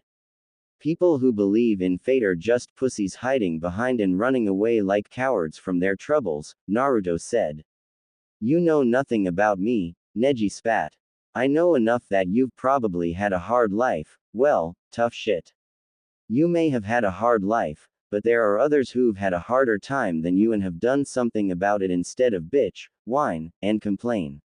They got their shit together and moved on using what they'll learn to get stronger for not only themselves, but those they care about, Naruto said firmly. They kept fighting with Neji never getting a hit on Naruto. Naruto's Kitsune Taijutsu style seemed to be made for evading the Gyuken. Since the Kitsune Taijutsu style involves not only hard blows and some trickery, it also involved speed in dodging. A fox was quite agile and Naruto had that down. Not to mention that the Gyuken was so rigid in fighting style it meant it left no room to be flexible at all. That in Naruto was also pissing off Neji, which helped blind the Hyuga even more. Lee was shocked by this as was Guy. Yugao was amazed that Naruto could stand toe-to-toe against Neji. She knew the Hyuga clan liked to toot their horns about their unbeatable taijutsu, but Naruto was doing a good job destroying that belief right now. Tenten was wondering what Naruto had planned. Naruto's plan sprung into action when he twisted his body evading one of Neji's almost lethal Gyuken strike to th heart. Naruto pulled out a seal from the inside of his coat and slapped it on bridge of Neji's nose and released a bit of chakra to activate the seal. This made Neji freeze in position, making him look like a statue while he was still in striking position. Like that. This is a seal that paralyzes your entire body so you can't move till I remove the seal from you, Naruto said. He then walked to Neji, which made the two Junin on edge, wondering what Naruto was going to do. Naruto leaned in and whispered something into Neji's ear, then yanked the seal off Neji, making the Hyuga fall over, gasping. I still haven't corrected that bit yet, Naruto said, frowning. Naruto's paralysis seal, which worked effectively, had a side effect that Naruto was still trying to work out. The side effect was that after the seal is removed, it made all the muscles in the person's body relax and go limp, thus causing the person to collapse in a heap. What did you say to him, Naruto? Yugao asked, walking over to Naruto. Just told him that he's not the only one with a seal, Naruto said. Yugao looked at Naruto with a worried look. I didn't tell him it was me, Naruto said. I need to cut this training short for me to take Neji to the hospital, Guy said. That's alright, Guy, Yugao said. Guy left with Neji, with Lee following. Tenten stayed behind after getting permission from Guy. That was a bit reckless, Naruto, Tenten said. I could handle him. I knew his weaknesses was thanks to those lessons Kitsune gave me, Naruto said. Tenten sighed and shook her head. She thought she and the other girls had trimmed enough of Naruto's brash nature, but it seemed that it wasn't enough. Scene break. Yugao helped train Naruto and got him into Kenjutsu. Naruto picked it up fast and this pleased Yugao. Thanks to Kyuubi, who still under the moniker of Kitsune, gave Naruto and Yugao his personal Kenjutsu style called Kitsune Swift. Naruto worked well with it and was working on how to mix both the Kenjutsu and Taijutsu styles together to be more effective. Yugao even bought Naruto a sword since she knew Naruto showed much promise. The sword was actually what could be called a dual-bladed katana or suba, Kodage's weapon from FF7, AC. That meant there was two blades on one end of the handle. It was a very unique sword since not many of them have ever been made. Naruto's Suba was made of chakra metal, and if Naruto pumped chakra into the blades, he strengthened them enough to be able to snap his opponent's sword if they got in between his Suba's twin blades. The dual blades could also use his element affinity when he learned it. It also had another special feature with a seal put on the sword. If Naruto put chakra into the seal, he could fuse the two blade into one for a few moments. The seal had a timer on it and it would run out and the two blades would separate back to normal. Naruto usually used it in a reverse grip fashion since it felt more comfortable for him, but could easily switch to a main grip and back again. Naruto named it Twin Fox Fang. Yugao had learned Kitsune Swift style, though she wasn't as good as Naruto with it. She wanted to learn it since it never hurt to learn a new style, as well as she had to learn it to teach Naruto. Yugao had deemed Naruto to be not just a frontline fighter, but also good at stealth and assassinations. She told the Hokage this in her reports and he agreed. Hiruzen was proud how Naruto was growing and becoming the shinobi his parents would be proud of. The boy had amazing skill in stealth given all the pranks he's done and was never caught while he set them up.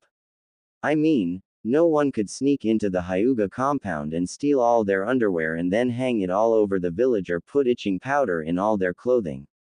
And let's not forget when he put colored dye in all the Hyuga's shampoo.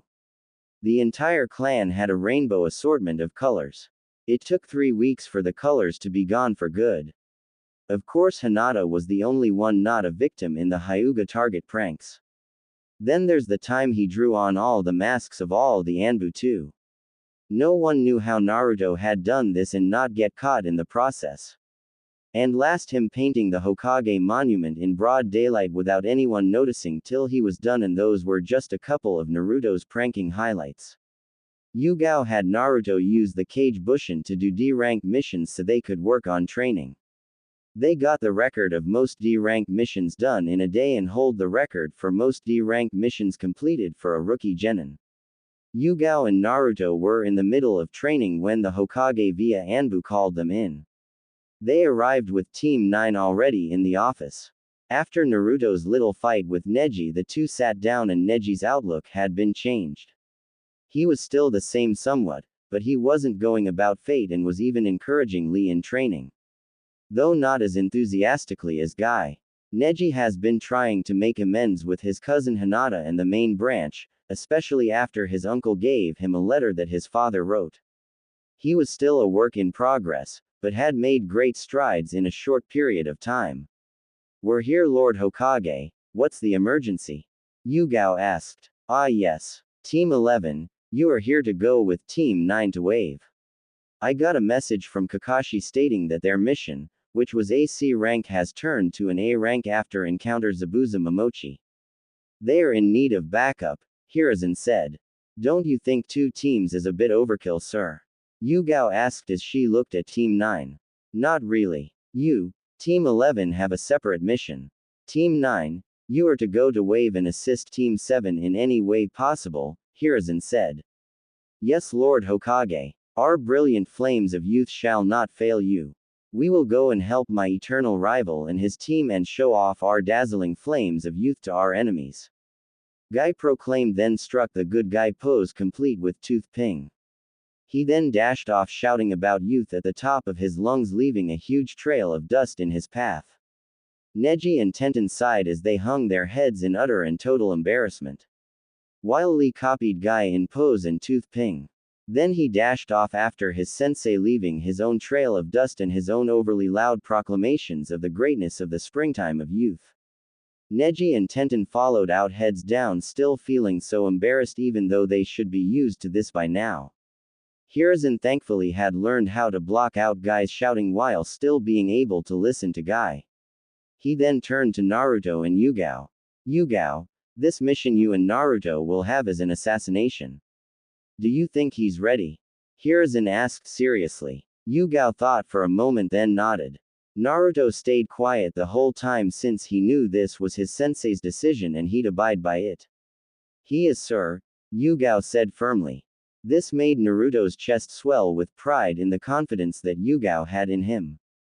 Excellent. Get packed and meet Team 9 at the gate, Hiruzen said, then dismissed them. Scene break. Both Team 9 and 11 headed to Wave with great speed. They didn't have a civilian with them, so they were able to get to Wave in no time. They got to Tazuna's home thanks to some directions from a villager. When they got there, they were greeted by a woman named Tsunami, who was the daughter of the bridge builder. They found Team 7 in the living room. Kakashi on crutches along with Sakura and Sasuke with a new boy that had taken Naruto's place, his name Mocha. He's a civilian and became a genin, but was put on reserve due to being the odd one out of graduates. He joined Kakashi's team after Naruto was taken off. Sasuke and Mocha looked a bit beat up, with Sakura not looking too good either. Kakashi-sensei, why are they here? Sakura shouted. Everyone winced at the super loud shrill tone. I called for backup, Sakura. We're in over our heads with Zabuza, Kakashi said. I'm an Uchiha. I don't need anyone's help, Sasuke said. Sakura got hearts in her eyes as she fawned over Sasuke and how cool he was. Mocha rolled his eyes as he sat back. Please tell me I wasn't like that, Neji whispered to his teammates. Not at all, Neji. You didn't have that kind of attitude, Tenten said. Neji sighed in relief. You were just all emo about fate and crap, Tenten said happily. Neji dropped his head. Cheer up, Neji. You are no longer like that. You've let your glorious flames of youth explode within you, Lee said. This didn't cheer Neji up at all, he just got more depressed. The 3 Junin decided they needed to talk about the situation. So they sat away from their students. Okay, Kakashi, what's the situation? Yugao asked. Kakashi then explained everything that happened after they left Konoha. Being attacked by the demon brothers should have tipped you off that this wasn't a simple C-rank mission and you were in over your head, Kakashi, Yugao said sternly. I know, but I left the decision of going on or turning back up to my team, Kakashi said. Yes, and look at what happened, Yugao said with a frown and scolding look at her fellow Junin and her former Anbu captain. Yosh, that was very unyouthful getting trapped in that jutsu, Guy said. Yeah, I'm a bit rusty, Kakashi said, rubbing the back of his head. Well, you have Team 9 to you back up. Naruto and I have another mission, Yugao said. And what mission is that? Kakashi asked curiously. We're to eliminate Gato, Yugao said. You think Naruto is ready for that? Kakashi asked. I do, Kakashi. I have trained Naruto long and hard. He's ready for this, Yugao said firmly. Kakashi wanted to say something, but he knew it wasn't his place at all to question a fellow Junin about their training methods or about the ability of their students. While the Junin were talking, the genin were sitting off to the side. Mocha looked listless and bored. In the academy he tended to be by himself and never made any friends with the other kids. Sasuke sat there glaring and trying to size up Naruto as well as looking at the sword Naruto now carried on his back. His eyes scanned over Team 9, eyeing each one, wondering if they could be possible opponents. He looked over Tenten since she was a girl.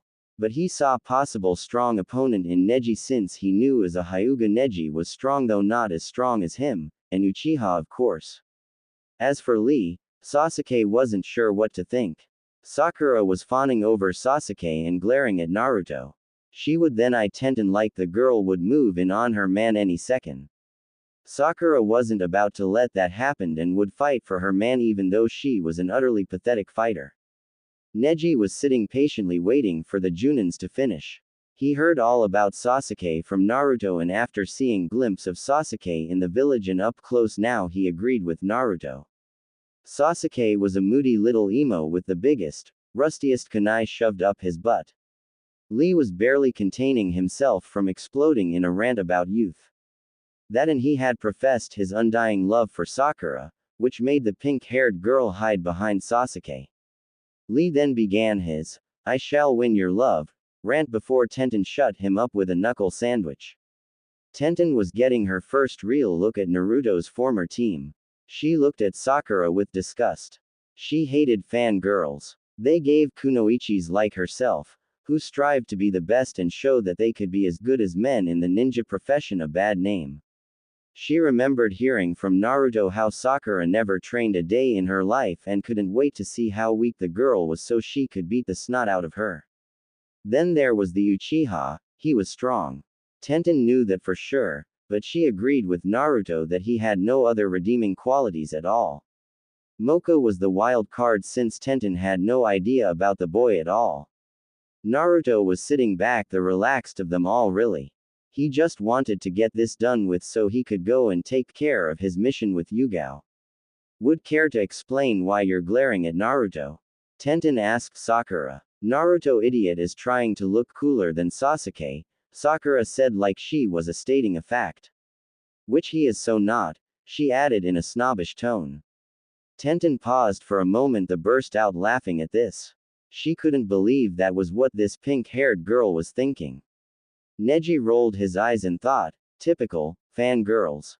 What's so funny? Sakura shrieked. I'm sorry, but Naruto isn't trying to look cool for anyone, Tenten said as she tried to get a control of her laughter.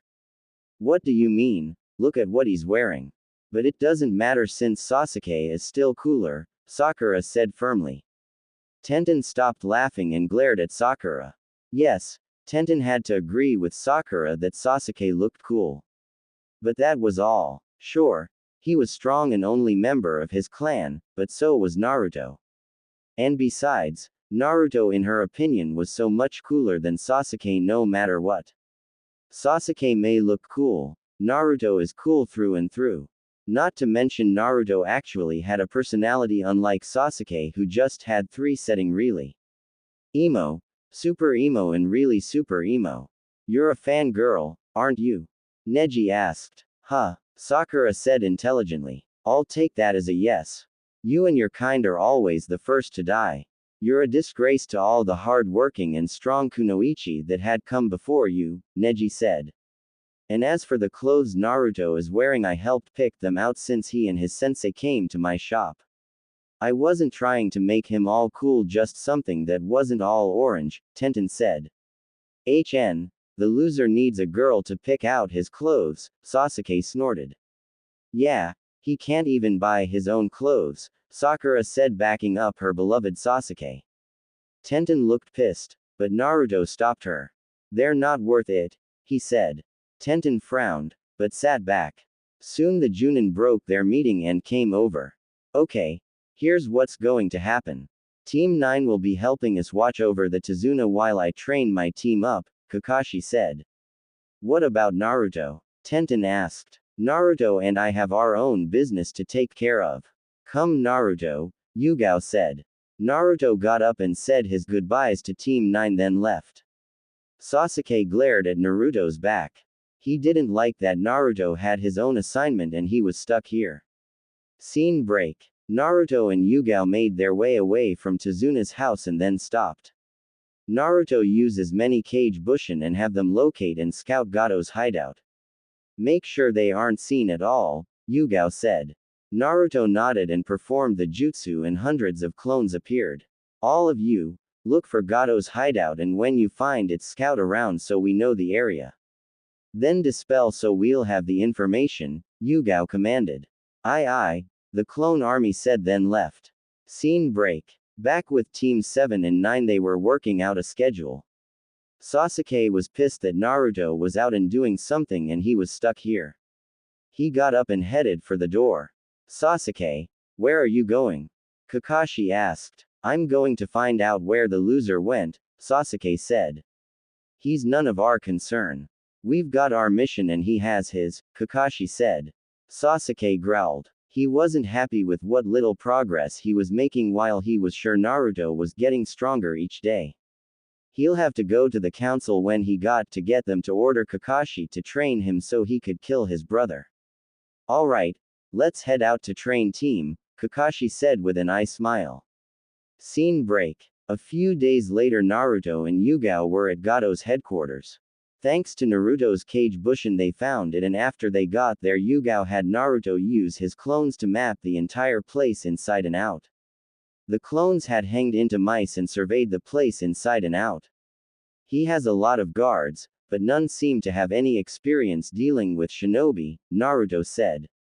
He's arrogant enough to think the more guards he has the less likely he'll be attacked, Yugao said. What's the plan, sensei? Naruto asked. How many exploding tags do you have on you? Yugao asked knowing Naruto was skilled in fuinjutsu. Enough to demolish a couple of small towns, Naruto said. Good. I think I found a way to eliminate the guards and cause enough of a distraction to get us inside, Yugao said. Using shadow clones they tagged many of the guards and then set the tags off causing the guards to explode. It was chaos and that was what Naruto and Yugao needed. They slipped in then several men stopped Yugao. She took them on. Naruto, go take out the target, she ordered as she fought off her opponents with some ease. Naruto nodded and made it to Gato's office. He got stopped by several low-level mercenaries, but Naruto pulled out Twin Fox Fang and fought them and killing them. His mind was so set on the task that he didn't even notice he killed them. He had one goal, to get to Gato. Gato was running to his panic room, which he had built far away from his office since it didn't match his decor that he had in his office. Naruto caught him and pumping chakra into the seal on Twin Fox Fang the dual blades combined as one. Naruto swung it and he beheaded the tiny tyrant without much fuss. Naruto saw the blood pool from the now headless body and the fresh stench of death and he vomited right then and there. The seal released and the fused blade became two once again. Yugao found Naruto sitting by the body white as a sheet then she saw the vomit by the body. She felt bad that Naruto had to do it, but knew he needed to do it. She had seen Naruto's handiwork as she raced by. The first kill was the hardest and Yugao wanted Naruto to get it over with quickly. It would have been much worse if she held off any longer. She knelt down and placed a hand on his shoulder. She felt him flinch. It's all right Naruto. You did what you had to do and I don't think any less about you and I don't think Tenten will either, she said gently. Naruto nodded as he wiped his tears away. After that they got up and ransacked Gato's office for anything. They found several interesting things. Scene break. Naruto and Yugao came back to Tazuna's house and Yugao presented Tazuna with all the account numbers of Gato. Tazuna cried upon receiving this. Sasuke was absolutely angry with this since Naruto had done a mission that would be considered a B or a rank. How come I'm stuck here while that loser gets stronger? I'm an Uchiha and I demand to be trained. I have to get stronger so I can kill my brother. Sasuke shouted. Team 11 and 9 looked at Sasuke with disgust. Lee and Guy muttered about how unyouthful Sasuke was being. Look Uchiha, you'll get the training that your sensei deems fit to teach you, Yugao said sternly. I'm an Uchiha, this stuff is below me, Sasuke said arrogantly. It's arrogant shinobi like you that are likely to be killed first in battle, Neji said. No one can't beat me, I'm an Uchiha, Sasuke proclaimed. Come Naruto, let's go out and train some more, Yugao said not wanting to hear any more Uchiha boasting. Naruto nodded got up. Sensei, may I join Naruto? Tenten asked. Of course Tenten, Guy said. He knew Yugao could help Tenten more than he could since he didn't specialize in weapons at all and Yugao did.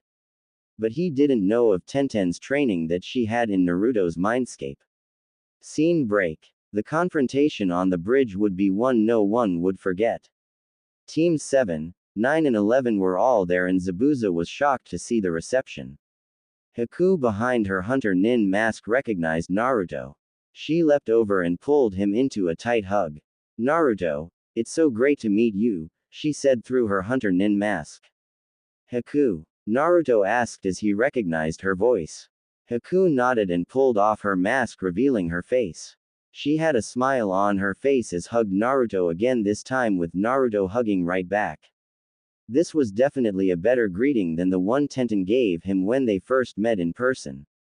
He wasn't squeezed painfully, it was a nice gentle and firm hug. What's going on? Kakashi asked confused. Sorry Kakashi, but that's something only the Hokage and I are privy to, Yugao said knowing Naruto had just met another one of his companions it seems. Tenten smiled as she saw Haku for the first time in person. She had to fight the urge to join in on the hug. Since she couldn't reveal how she knew Haku, not yet at least. Haku, what's this? Zabuza asked looking at his weapon. I'm sorry Zabuza, but I can't hurt Naruto, Haku said. Zabuza saw this and then sighed. He had wanted to make Haku into his weapon, but could never push Haku into doing what he wanted her to do. And over time he grew to care for Haku like a daughter instead of a tool. I release you Haku, go with him, he said with a sigh. Zabuza, Haku asked shocked. Go live your life Haku. I'll be fine, Zabuza said. Haku just nodded as she wiped a tear away. That night after the work on the bridge Naruto, Tenten and Haku met. It's great to meet you in the flesh, Tenten said. Yeah, me too, Haku said with a smile. They chatted for a while catching up on what's been going on in their lives since they last saw each other. So that's two, I wonder how I'll meet the other three. Naruto asked. Tenten and Haku thought the same thing. The bridge was getting finished and Yugao decided it was time to leave. Team 11's mission was over with. Haku joined Naruto and Yugao back with Yugao sending a note back to the Hokage.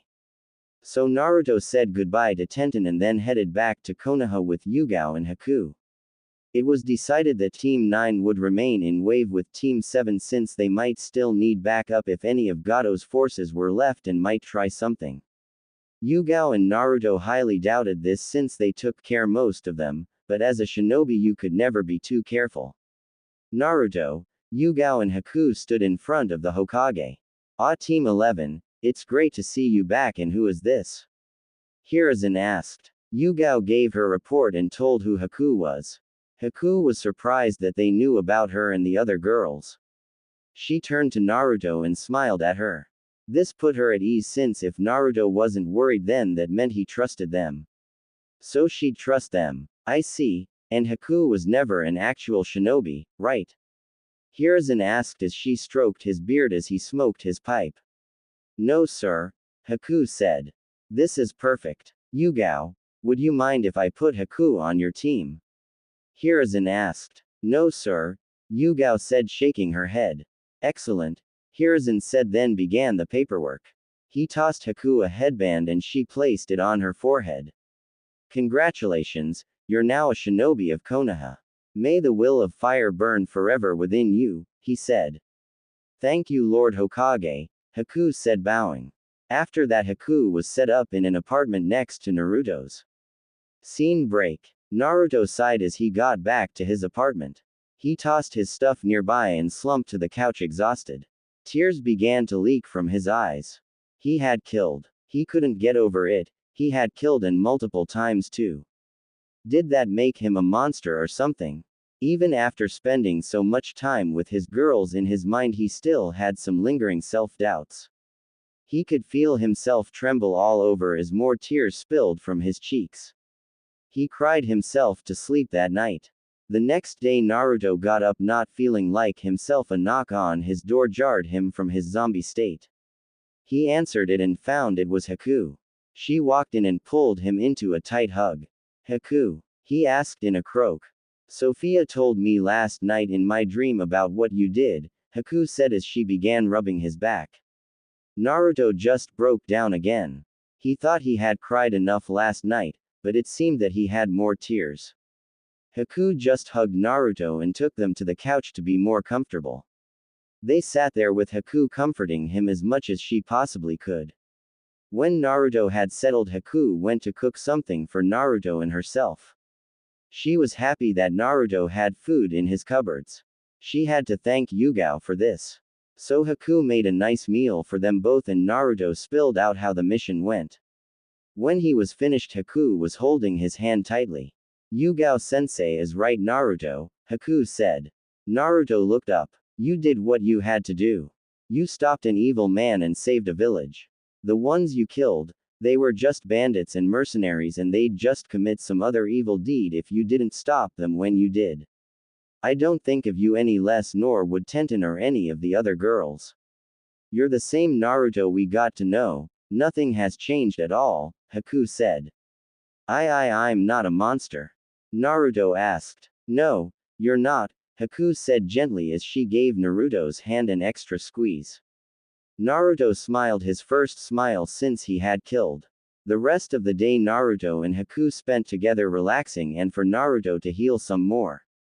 Haku went shopping herself since she didn't do much yesterday. Scene break. A few days later Naruto and Haku stood in front of Yugao at Team 11's regular training ground. They had been off duty since it was standard procedure to do so after such a mission. Okay. I know Naruto knows what you can do Haku, but I need to know what skills you have, Yugao said.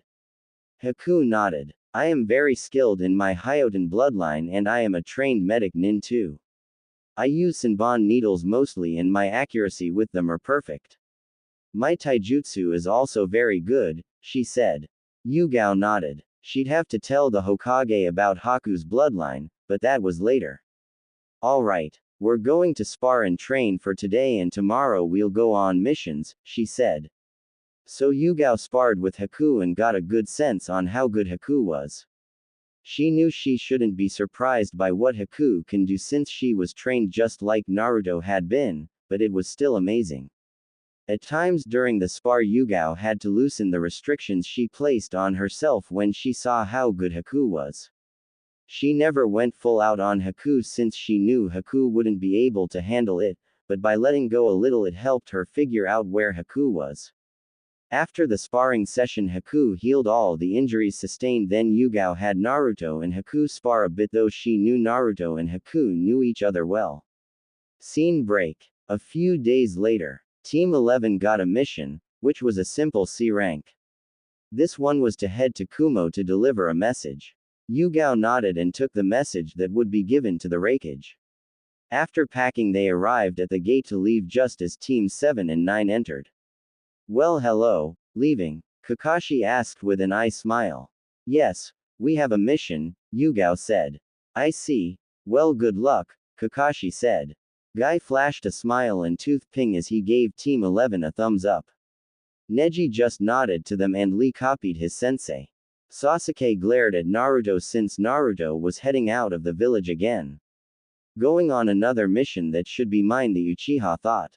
Tenten chatted with Naruto and Haku. Naruto told her that Haku was living right next to him.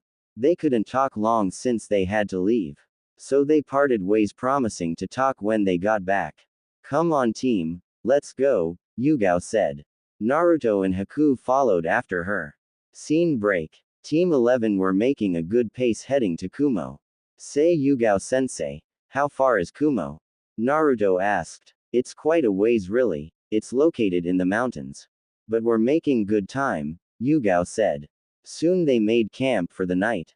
Haku was cooking dinner with the wood Naruto had found and Yugao had gathered the water. The meal was nice and simple and then soon it was time for bed. Haku had forgotten to pack her tent and decided to sleep with Naruto. You can have my tent, Haku. I'll sleep out here, Naruto offered. It's alright, Naruto. I think I can trust you with my honor, Haku giggled. Naruto went red and Yugao seeing this was amused. She then said goodnight to her team and headed off to the tree where she'd be keeping watch. Naruto was nervous as heck as he had tried a few more times to let Haku have the tent and he sleep outside. Naruto Uzumaki, get inside the tent this instant, Haku ordered. Yes ma'am, Naruto said obediently. Yugao watched this exchange and smiled as she shook her head in amusement. Oh poor Naruto. He had 3 other girls that were still to come. She wondered how the blonde would handle it all. It would be great fun to watch, she knew that. Scene break. Team 11 arrived in Kumo and were checked in at the gate. Naruto and Haku stood in awe at the mountains and how it seemed to envelop them from almost all sides. Come along, I don't want you two to get lost here, Yugao said as she saw her 2 students slowing down as they were taking in the sights. Naruto and Haku rushed to catch up to their sensei. They got to the Raikage Tower and was let in. Naruto and Haku's eyes widened when they saw who was in the office. Haku, is that who I think it is? Naruto whispered to Haku. Yes, it is, Haku whispered back. Before the 2 members of Team 11 was Samui and her team. Ah yes, the Konoha Nin, what do I owe the pleasure?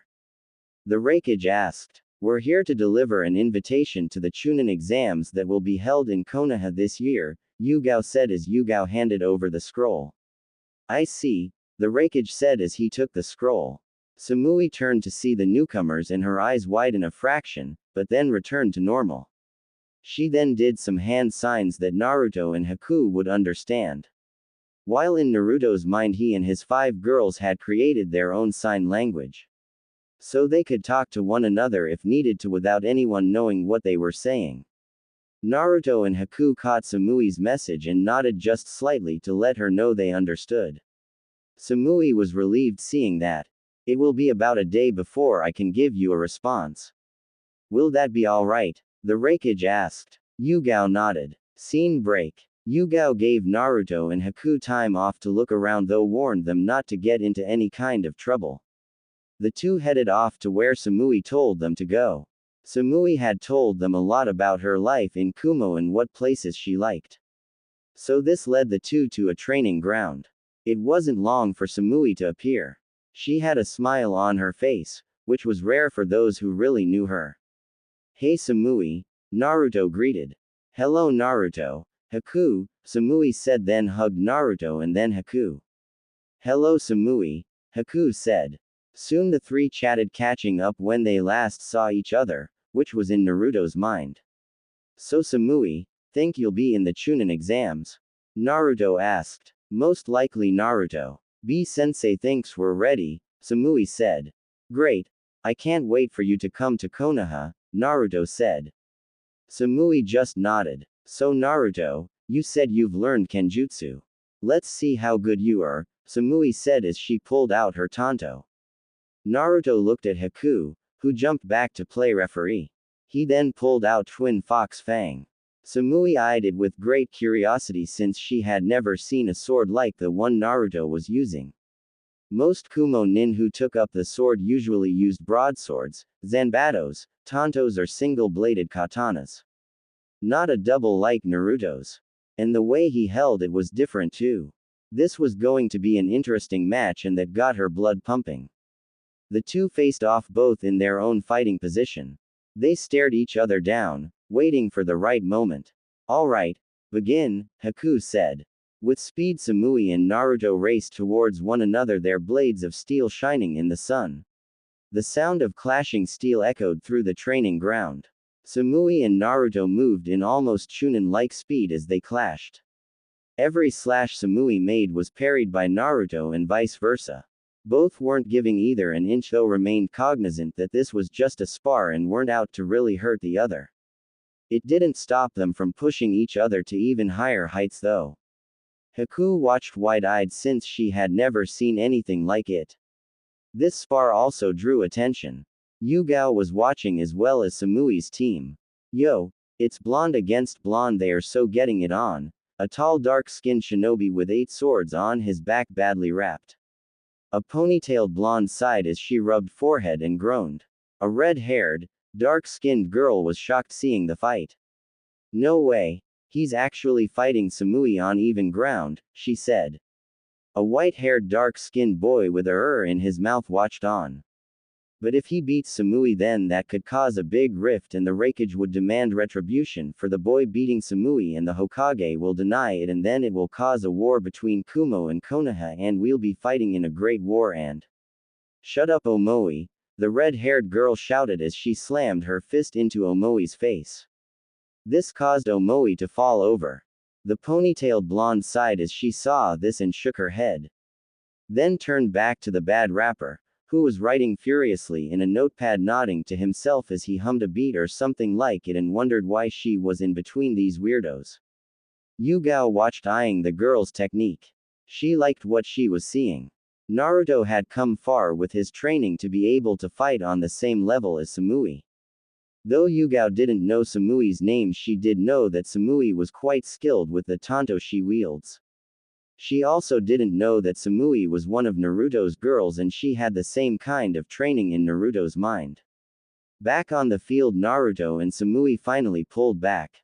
They were both breathing heavily. You are quite good, Samui said. And you've gotten better, Naruto said. They both smiled at each other as they moved in and clashed blades again. This went on with the sounds of clanging steel echoing. Tenten would have been in heaven hearing this. Finally they jumped back to give each other some distance. We're evenly matched it seems, Samui said. It appears that way. Shall we end it? Naruto asked. Yes, that sounds good, Samui said. They sheathed their swords and then moved in for a taijutsu match. What in the world is Samui doing? She was doing great with her tanto, the redhead asked. Not sure, the ponytailed girl said with a shrug. Back to the match, Samui threw a punch with Naruto slapping it away and then tried to kick Samui. Samui jumped away, but Naruto followed her and kept up his assault.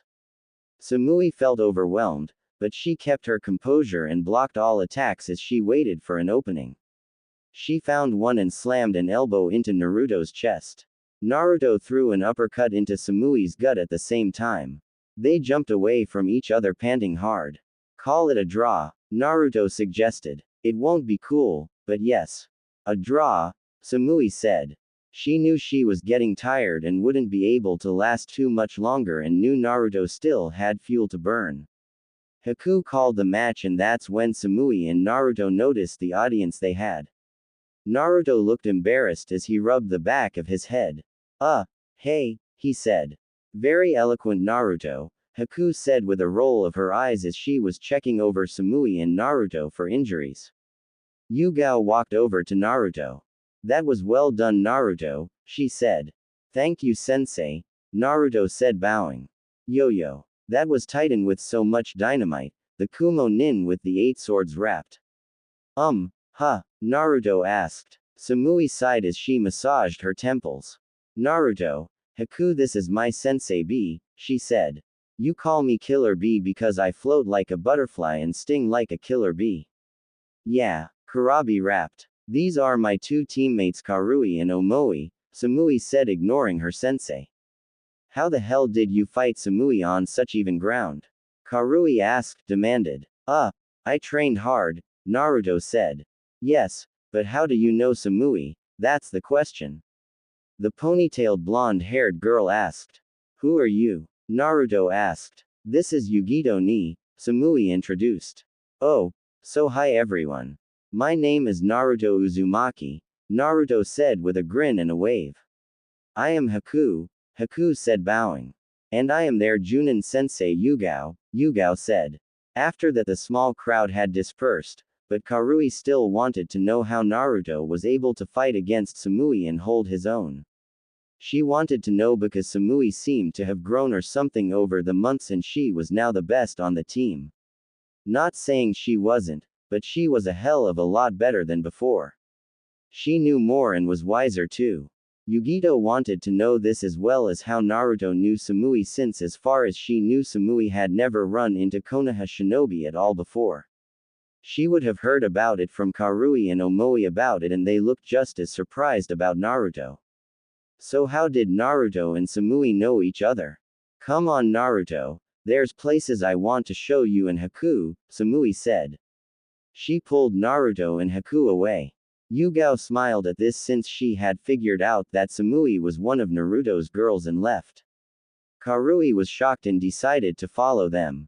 In her mind Naruto and Haku had somehow brainwashed Samui. It was the only reason she could think of. So she followed the three. She grabbed and dragged Omoi with her since she needed a witness. Omoi waved his arms in protest as he kept asking Karui what was going on, but got no answer. Yugito followed after them since she knew she'd have to keep them out of trouble. This left B standing there oblivious to everything as he kept writing in his notebook. Scene break. Samui was happy to see Naruto and Haku. She had gotten a letter from Sophia when she woke up to explain things. She was pleased she could still fit into her old clothes since buying new ones were a pain. She dodged questions about her excelled performance from her team and soon everything went back to normal though she knew the questions would come back now with Naruto and Haku showing up. She had no clue when she'd meet Naruto in person, but was pleased it wasn't that long since it wouldn't be very cool if it took a long time at all. And this is the stand I go to most when I am hungry, Samui said. Do they serve ramen? Naruto asked. Haku smacked Naruto in the back of the head. Ow, Haku, why'd you do that? Naruto whined as he rubbed his sore head. I thought we snipped away that ramen addict out of you in your mind. I guess you need a refresher, Haku said. Samui smiled at this and then led them inside to a table. Karui and Omoi were right behind them. So tell me again why we're doing this? Omoi asked. Karui sighed in exasperation. We're doing this because something is wrong with Samui. She isn't acting like she usually is. We need to find out what's going on and see if they've brainwashed her at all, she said. Now that's just dumb, Omoi said. Karui looked at Omoi. What did you just say? She asked. It's dumb. We know Samui, we've known her since the academy. We've been on the same team since graduation. Been on missions with her. If there had been changes in Samui then we'd have noticed it a long time ago that she had brainwashed in some way, Omoi said. Karui was shocked that Omoi was making sense and not going on with his, what if, ramblings. Yugito who was shadowing the two heard Omoi and had to agree, but that still didn't mean that she won't find out how Samui knows this Naruto and Haku. So the three moved into the stand and found seats close by to the trio so they could listen in. Scene break. So what have you all been up to since we saw each other last? Samui asked. Well, I'm off my team. As you can see, I now have a new sensei Yugao Azuki, Naruto said. Samui nodded. Well, I met Tenten. She works in a weapons shop that I went to with my sensei. She picked out the clothes I am wearing now, Naruto said. Samui nodded and liked what Naruto was wearing. A hell of a lot better than all the orange he wore before. How'd you meet Haku? Samui asked. Scene break. The three eavesdroppers furrowed their brows since they were confused with Samui's questions. They had met before, but how? Karui and Omoi would have definitely remember meeting Naruto and Haku. Yugito was now quite suspicious with this all. And now this girl named Tenten, just what was going on here? Scene break. Well, my sensei and I along with Tenten's team were called on to help another team, my old team, Naruto said. Samui nodded, remembering what Naruto had told her about his team. So anyway, my mission with my sensei was to eliminate the threat. Killed, Naruto said. Samui's eyes showed much concern for Naruto, and she took Naruto's hand while Haku took a hold of his other. Naruto looked at both girls and smiled at them with a tearful smile, thanking them both without words. He then told her all about meeting Haku, with Haku telling it from her point of view. I see. This is very interesting and makes me wonder who will be next, Samui said. Scene break. The three eavesdroppers were now really confused as to what was going on and what Samui was talking about. None of this was making any sense to them at all. Scene break. You two know we're being spied on, right? Naruto asked in a quiet whisper. Haku and Samui nodded. So what should we do? Naruto asked. Let them listen. I don't care, Samui said. Haku and Naruto nodded. Scene break. Karui, Omoi and Yugito followed Naruto, Samui and Haku out of the food stand and headed to get some ice cream. How much longer do we have to follow them? Omoi asked. Till we find out what's going on, Karui said stubbornly. Wouldn't be easier to just ask them? Omoi asked. This made Karui freeze along with Yugito. Yugito sighed and slapped a hand over her face and groaned at how stupid she was being. Karui, on the other hand, went to a more violent route. She grabbed Omoi by his collar and began shaking him with much aggression.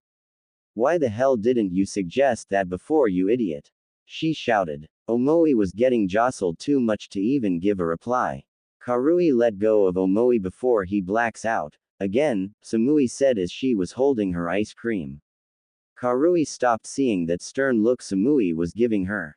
She dropped Omoi, who went to the ground.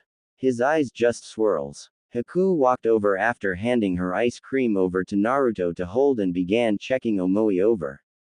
What are you doing? Yugito asked, ready to attack Haku. I'm a trained medic nin and just want to make sure there isn't any permanent damage, Haku said calmly as she kept checking over Omoi. So will he be alright? Samui asked. Yeah, he will be. It seems he's amazingly resilient when it comes to this kind of abuse, Haku said with a bit of awe in her voice. Of course. Karui has been using Omoi as a punch bag of sorts since they were little kids, Yugito said. Naruto handed Haku back her ice cream.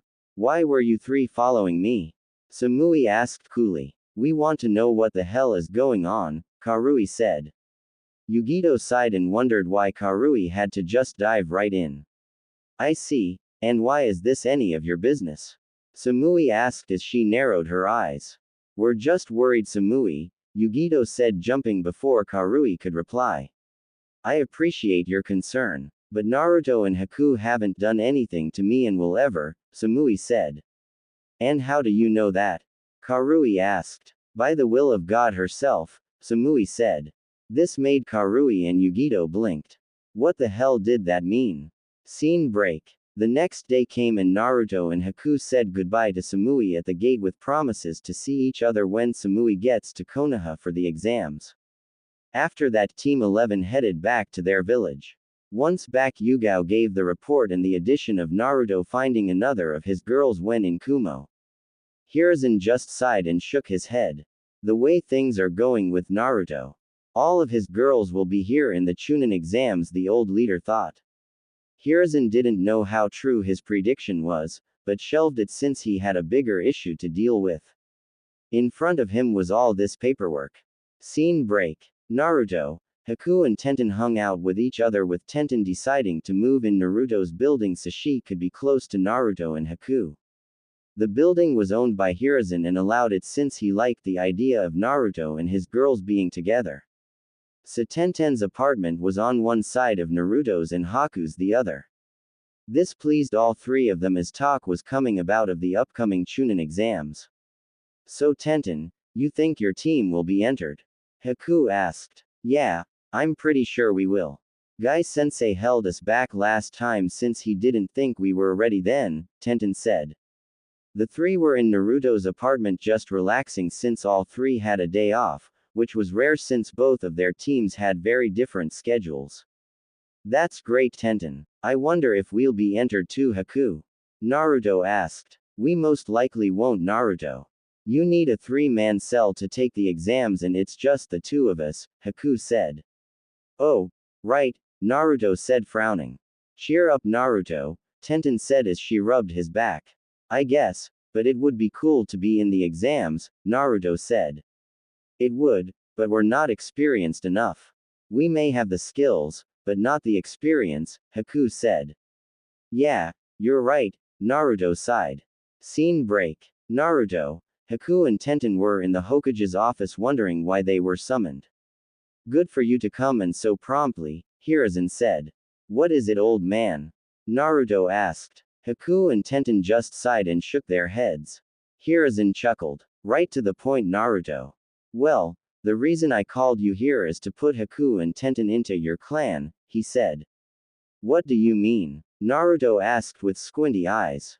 Yugao had told me about your bloodline, Haku, Hiruzen said as he looked at Haku. Yes sir, Haku said. Word will reach the council of this and they will want to put you into a breeding program to get more Hyoten users, Hiruzen said. No way. They'll not touch Haku, Naruto said viciously. Haku shocked to hear this, but smiled as she heard how defensive Naruto got for her. Hiruzen smiled at this. Yes, while I want to strengthen the village with bloodlines. They aren't the all-powerful they are made out to be. Plus, I'd hate to lose one of my most promising ninja to such a program, Hiruzen said, so to counter it I am going to have Naruto revive the Uzumaki clan here. What do you mean, sir? Tenten asked. It's quite simple really. Haku, Tenten, would you like to change your names to Uzumaki? Hiruzen asked. But we're not ready to marry Naruto yet, Haku said with red cheeks. Tenten was also blushing. Hiruzen chuckled. No, that's not what I am asking. Though I think down the road you two and Naruto's 3 other girls will reach that point. No, by having your last names as Uzumaki you all can be established as a clan. According to the Konoha Charter, a clan has to be made up of 2 or more members. They can be blood-related or adopted into the clan, he said. Now since Naruto will be the head of the Uzumaki clan he can adopt you into the clan, but only he can do this. Naruto looked at Haku and Tenten. Well, what do you think? He asked. How will this protect me from the council? Haku asked. Ah, good question. The council cannot force a member of a clan into the breeding program.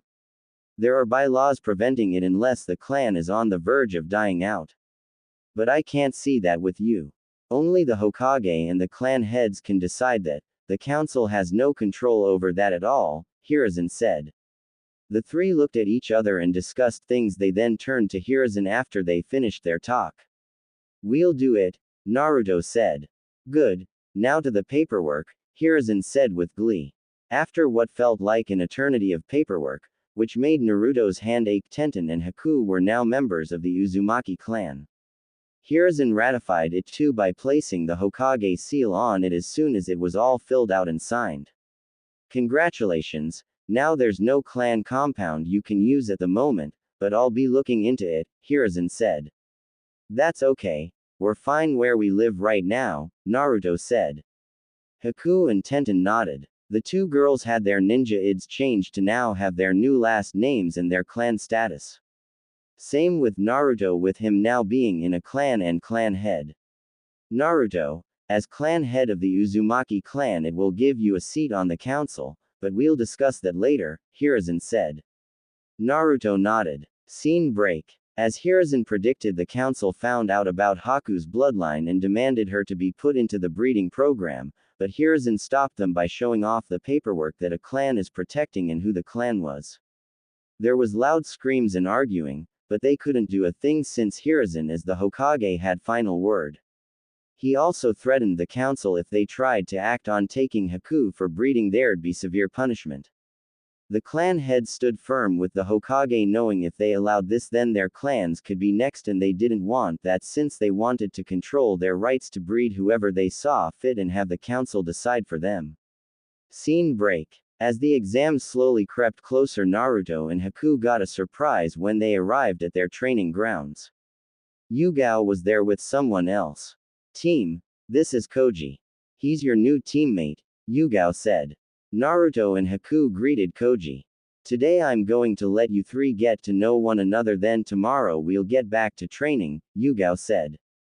Does that mean you're going to enter us in the Chunin exams? Naruto asked. Maybe, Yugao said mysteriously. Naruto pouted at the answer. So Koji, what kind of skills do you have? Haku asked. I am a sensor type. I prefer genjutsu over ninjutsu and my taijutsu is on par with the average genin, Koji said.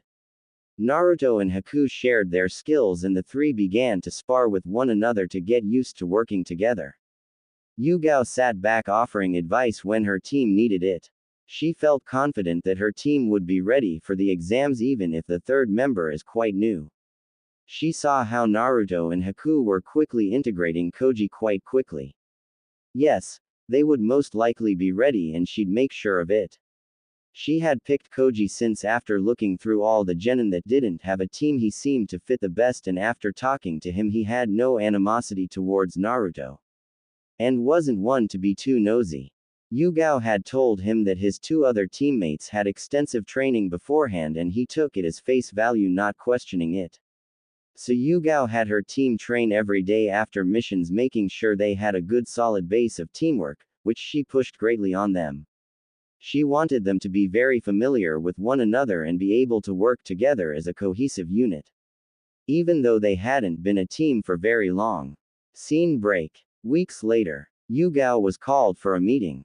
She left her team to keep working since she knew they'd obey her. She got to the Hokage office. So you're all her. Wait, where's Kakashi? Hiruzen asked. There was sighs and then the door opened and Kakashi came in. Yo. Sorry I am late, but on the way here I thought I spotted a suspicious character carrying a package that was ticking. I followed him till I found out he was just a delivery man and he was carrying a package full of clocks, Kakashi said. Everyone's sweat dropped hearing this lame excuse.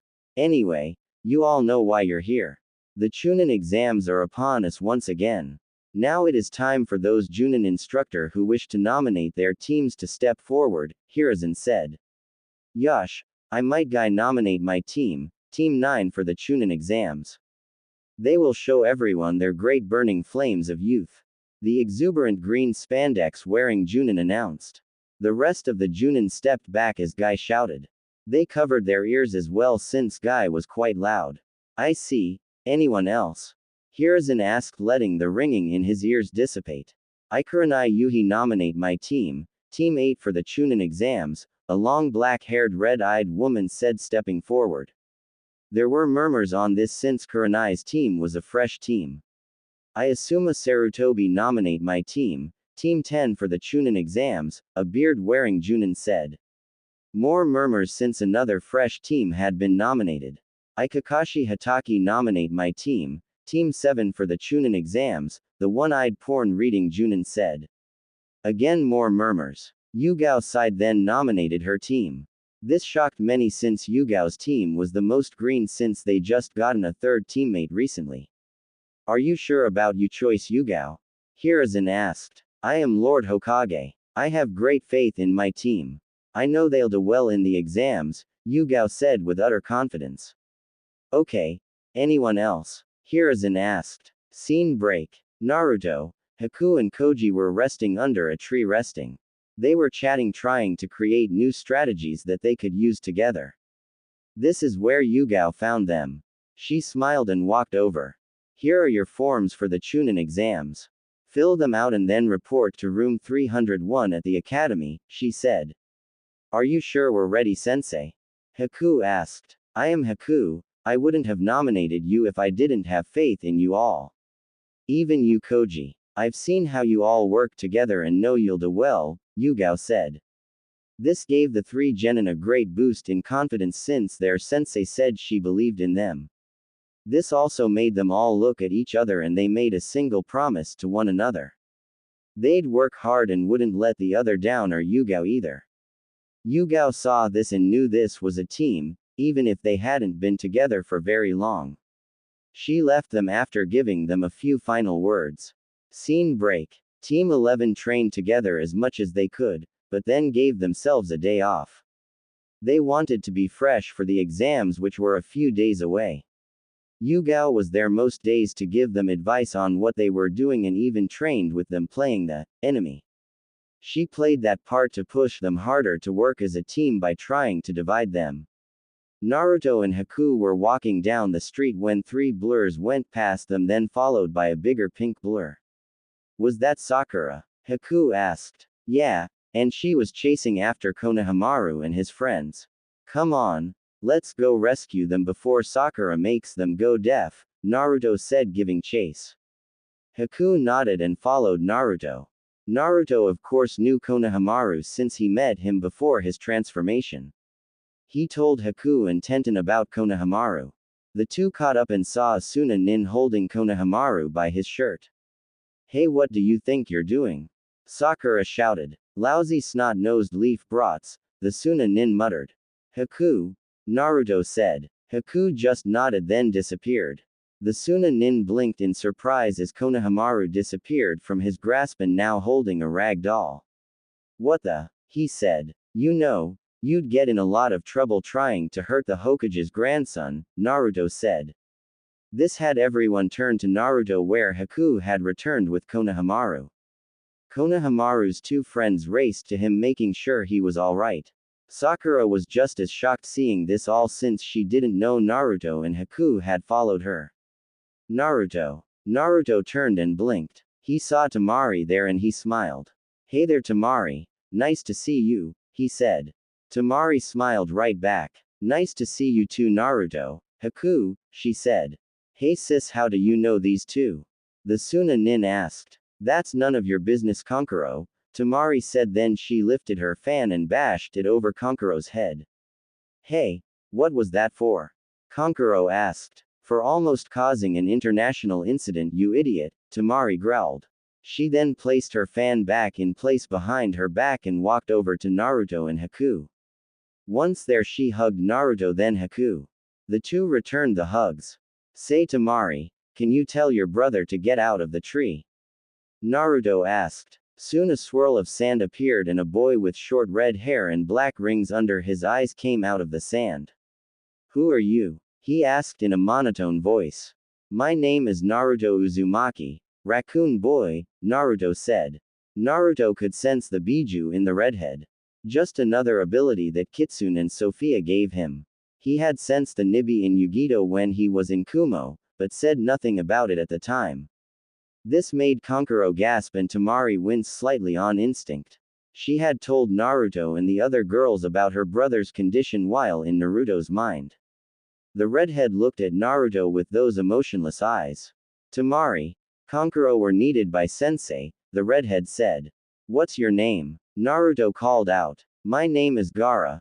Mother wants your blood, Gaara said. You can tell Ms. Raccoon that if she wants my blood then she's be out of luck, Naruto said.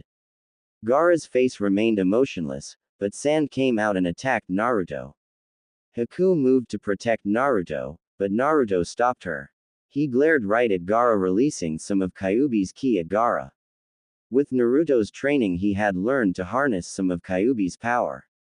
He didn't have total control since the Kyuubi didn't have it all and told Naruto such. The Kyuubi only had half of his full power. Gaara gasped and the sand stopped. Gaara stumbled back holding his head. Tell number 1 to behave himself while she's in my village or else, Naruto growled out. Gaara looked up still grasping his head. He nodded shakily and then left with a swirl of sand. This left Kankuro and Temari. Kankuro go, tell Baki sensei that I'll be there in a moment, Temari said. Kankuro looked ready to argue, but Temari moved her hand to her fan to stop anything Kankuro was going to say. He nodded and left sulking. I didn't think to expect the both of you. I knew of Tenten and Naruto being in Konoha, but not you Haku, Temari said. Yeah, that's a story. We should all get together and talk, Naruto said. Temari nodded and they all made an arrangement to meet and then Temari left. Konohamaru and his 2 friends dashed off as soon as everything was clear. Up in the tree Sasuke sat. His eyes narrowed. He was very interested in this Gaara. He had ignored everything else going on as he focused on Gaara. He is strong, I will fight him and beat him. Then I'll be one step closer in killing my brother, the Uchiha thought. Sakura stood there completely confused as to what had just happened. Scene break. Later, on top of the Hokage monument Haku, Naruto and Tenten waited for Temari. She arrived and there were more hugs all around. They then sat down and chatted and caught everyone up with what they've been doing. Unbelievable, really. Who'd have guessed you'd meet Haku on your first mission out of the village? Temari asked aloud. Only Sophia, Naruto said as he looked up at the heavens. Yeah, so you met Samui in Kumo and now Temari. All that is missing is Kurotsuchi. You suppose we'll meet her in the exams? Tenten asked. Don't know, maybe, Haku said with a shrug. Well, Samui said she and her team will most likely come, Naruto said. This is going to be a very interesting Chunin exams, Haku said. Yeah, interesting, Temari said with hesitancy. Naruto, Tenten and Haku noticed this.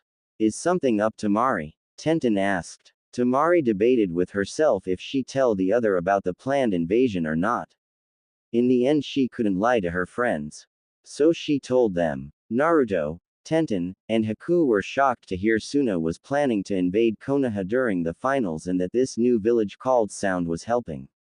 We got to do something, Naruto said. But what, Naruto? What can we do? Temari asked. I am not sure. I am not even sure if I should tell the old man. I know I should, but I am not sure who I can trust since there are spies everywhere in this village it seems, Naruto said with a frown. The three girls nodded. But I guess it's my duty as a Konoha shinobi to report this. Want to come with me, Temari? I am sure the old man would like to hear this coming from you, Naruto asked. I am not sure. I should be getting back to my team so they won't get suspicious, Temari said. I guess. Hey, you want me to fix your brother's seal while I am at it? He'll no longer be crazy anymore, Naruto offered. Temari responded by hugging Naruto. I think that means yes, Tenten said with a grin. Haku just smiled as she nodded. Scene break. After reporting to Hiruzen about the invasion, Naruto and his girls left. Hiruzen sat back thinking hard. He knew this was quite serious. He'd have to keep this a secret since he had a big suspicion that there were spies in his own village. He sighed. He needed to figure out a plan to counter this invasion and to keep it a secret too. That meant only a chosen few of his most trusted shinobi could be told and no one else. Oh, how you've fallen, my old student, he thought as he looked out the window sadly. Scene break. Next day, Naruto was waiting. He was leaning against a tree. Haku and Tenten were with him. Soon Gaara appeared with Temari. Temari looked nervous. What do you want with me, Uzumaki? Gaara asked in a monotone voice. I want to help you, Gaara, since we're both alike, Naruto said. Gaara just stood there. How can I trust you? He asked. You'll just have to, Naruto said. And if I refuse? Gaara asked. I can just make you submit with my Cantainer's power. 9 is more powerful than 1, as you know, Naruto said with a smirk. Gaara's sand stirred and reacted, but didn't move to attack Naruto. Naruto, are you sure about this? Tenten asked hesitantly. Yeah, I am, Naruto said. Without warning, Naruto released some of Kyuubi's chakra. It sprang forth and captured Gaara. Temari gasped, but before she could react, she was engulfed by the red chakra. Tenten and Haku too were enveloped. Scene break. Deep in Gaara's mind, Temari, Naruto, Tenten, and Haku stood. There they stood and Gaara was cowering. In a mangled cage was a raccoon-looking beast that was made of sand. He had one huge tail. Who are you and how dare you enter my realm? The beast roared. Kyuubi appeared wearing the same kimono and red hair tied in a ponytail. Something's wrong. It appears a maniac soul is attached to Shukaku, Kyuubi said. What can we do? Haku asked. My lady, can you do anything? Kyuubi asked. Sigh. No, I have no control over the dead. I can let Damon know about it though, Sophia said. Damon. Temari asked. Yes. Damon is the Shinigami, Sophia said. Look kids, I'll bind Shukaku. He won't be able to move. I need you three to do something, anything, Kyubi said. Like what? Tenten asked. Just do something, Kyubi said. He then unleashed his tails and wrapped Shukaku up. Damn you Kurama. When I get out of this I'll tear you limb from limb. Shukaku shouted. Put a sock in it Shukaku. You were always full of hot air, Kyubi said. Naruto, Tenten, Haku and Temari moved forward. Haku, stay out here and keep an eye on things and warn us if anything happens. We'll be back, Naruto said. Haku stopped. She wasn't happy with the plan, but followed. Naruto, Tenten and Temari moved forward and found the seals that bound the mad soul to Shukaku. Okay, now what? Tenten asked. Well, maybe this will work, Naruto said. Before either girl could ask what, Naruto ripped the seal off. Shukaku roared like someone had torn a huge band-aid off. He then began to calm. Naruto held the soul not sure what to do till he felt a light airy touch. Let me have that Naruto, I shall give it to Damon, Sophia said. Naruto handed the seal over to Sophia and it disappeared. Kyubi removed his tails around a now relaxed Shukaku. What the hell happened? Kurama, what are you doing here? Shukaku asked with confusion. Kyubi took Shukaku, who had changed from his beast form to a man like Kyubi, but with short sandy blonde, brown hair and his kimono was decorated with dancing raccoons. We've got a lot to talk about my friend, he said. Temari rushed over to Gaara, who was still huddled in a ball. Gaara, she said as she held on to her brother. Temari. Gaara asked looking up. Oh Gaara, Temari said crying as she hugged her brother with tears in her eyes. Naruto, Tenten and Haku stood to the side watching. Naruto, don't ever do something like that again, Tenten berating the blonde. Sorry, I wasn't really thinking, Naruto said as he scratched the back of his head. I think we'll chalk this up to Naruto having a blonde moment, Haku said with a bit of a smirk.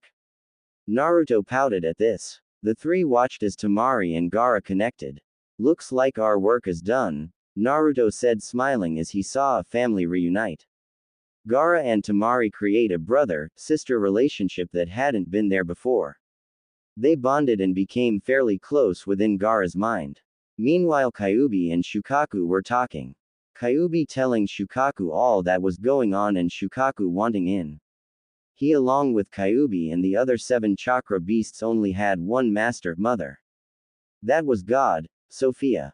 He agreed to watch over Gaara vowing to do the same since Temari is his sister as well as Gaara's other brother Kankuro too. So what you're saying is this kid, Naruto, was picked by our mother since he has a special destiny? Shukaku asked. That about sums it up, Kyubi said. I'd say you're full of shit Kurama, but seeing mother here I know she'd never lie about something like this, Shukaku said. Sophia just smiled. Shukaku also promised Gaara to not mess with his mind anymore and to help Gaara in the future. Naruto, Tenten, and Haku talked to Gaara and got to know him as well and a friendship was born. Naruto and Gaara became fast best friends with each other. So that spirit attached to Shukaku was the reason he was batshit crazy. Tenten asked. I guess, it must have been one crazy spirit, Naruto said. It was still very stupid of you to do what you did to get rid of it, Haku said scowling at Naruto. Naruto ducked his head knowing he'd never live this down. They then left Gaara's mind and returned to the real world. Gaara thanked Naruto for his help and he thanked Tenten and Haku too. He also gained 3 new friends too as they also became friends too in Gaara's mind. Thankfully the trip into Gaara's mind didn't take too much time in the realm world. Scene break. Naruto took a deep breath. Today was the day of the Chunin exams. He felt good as he went about his daily morning routine. He had breakfast and was joined by Tenten and Haku, who came over. The 3 rotated places to eat breakfast when all 3 were in the village. You ready Tenten? Naruto asked. I am Naruto, how about you and you, Haku? Tenten asked. I am a bit nervous, but I am ready, Haku said. I am so ready, Naruto said pumped up.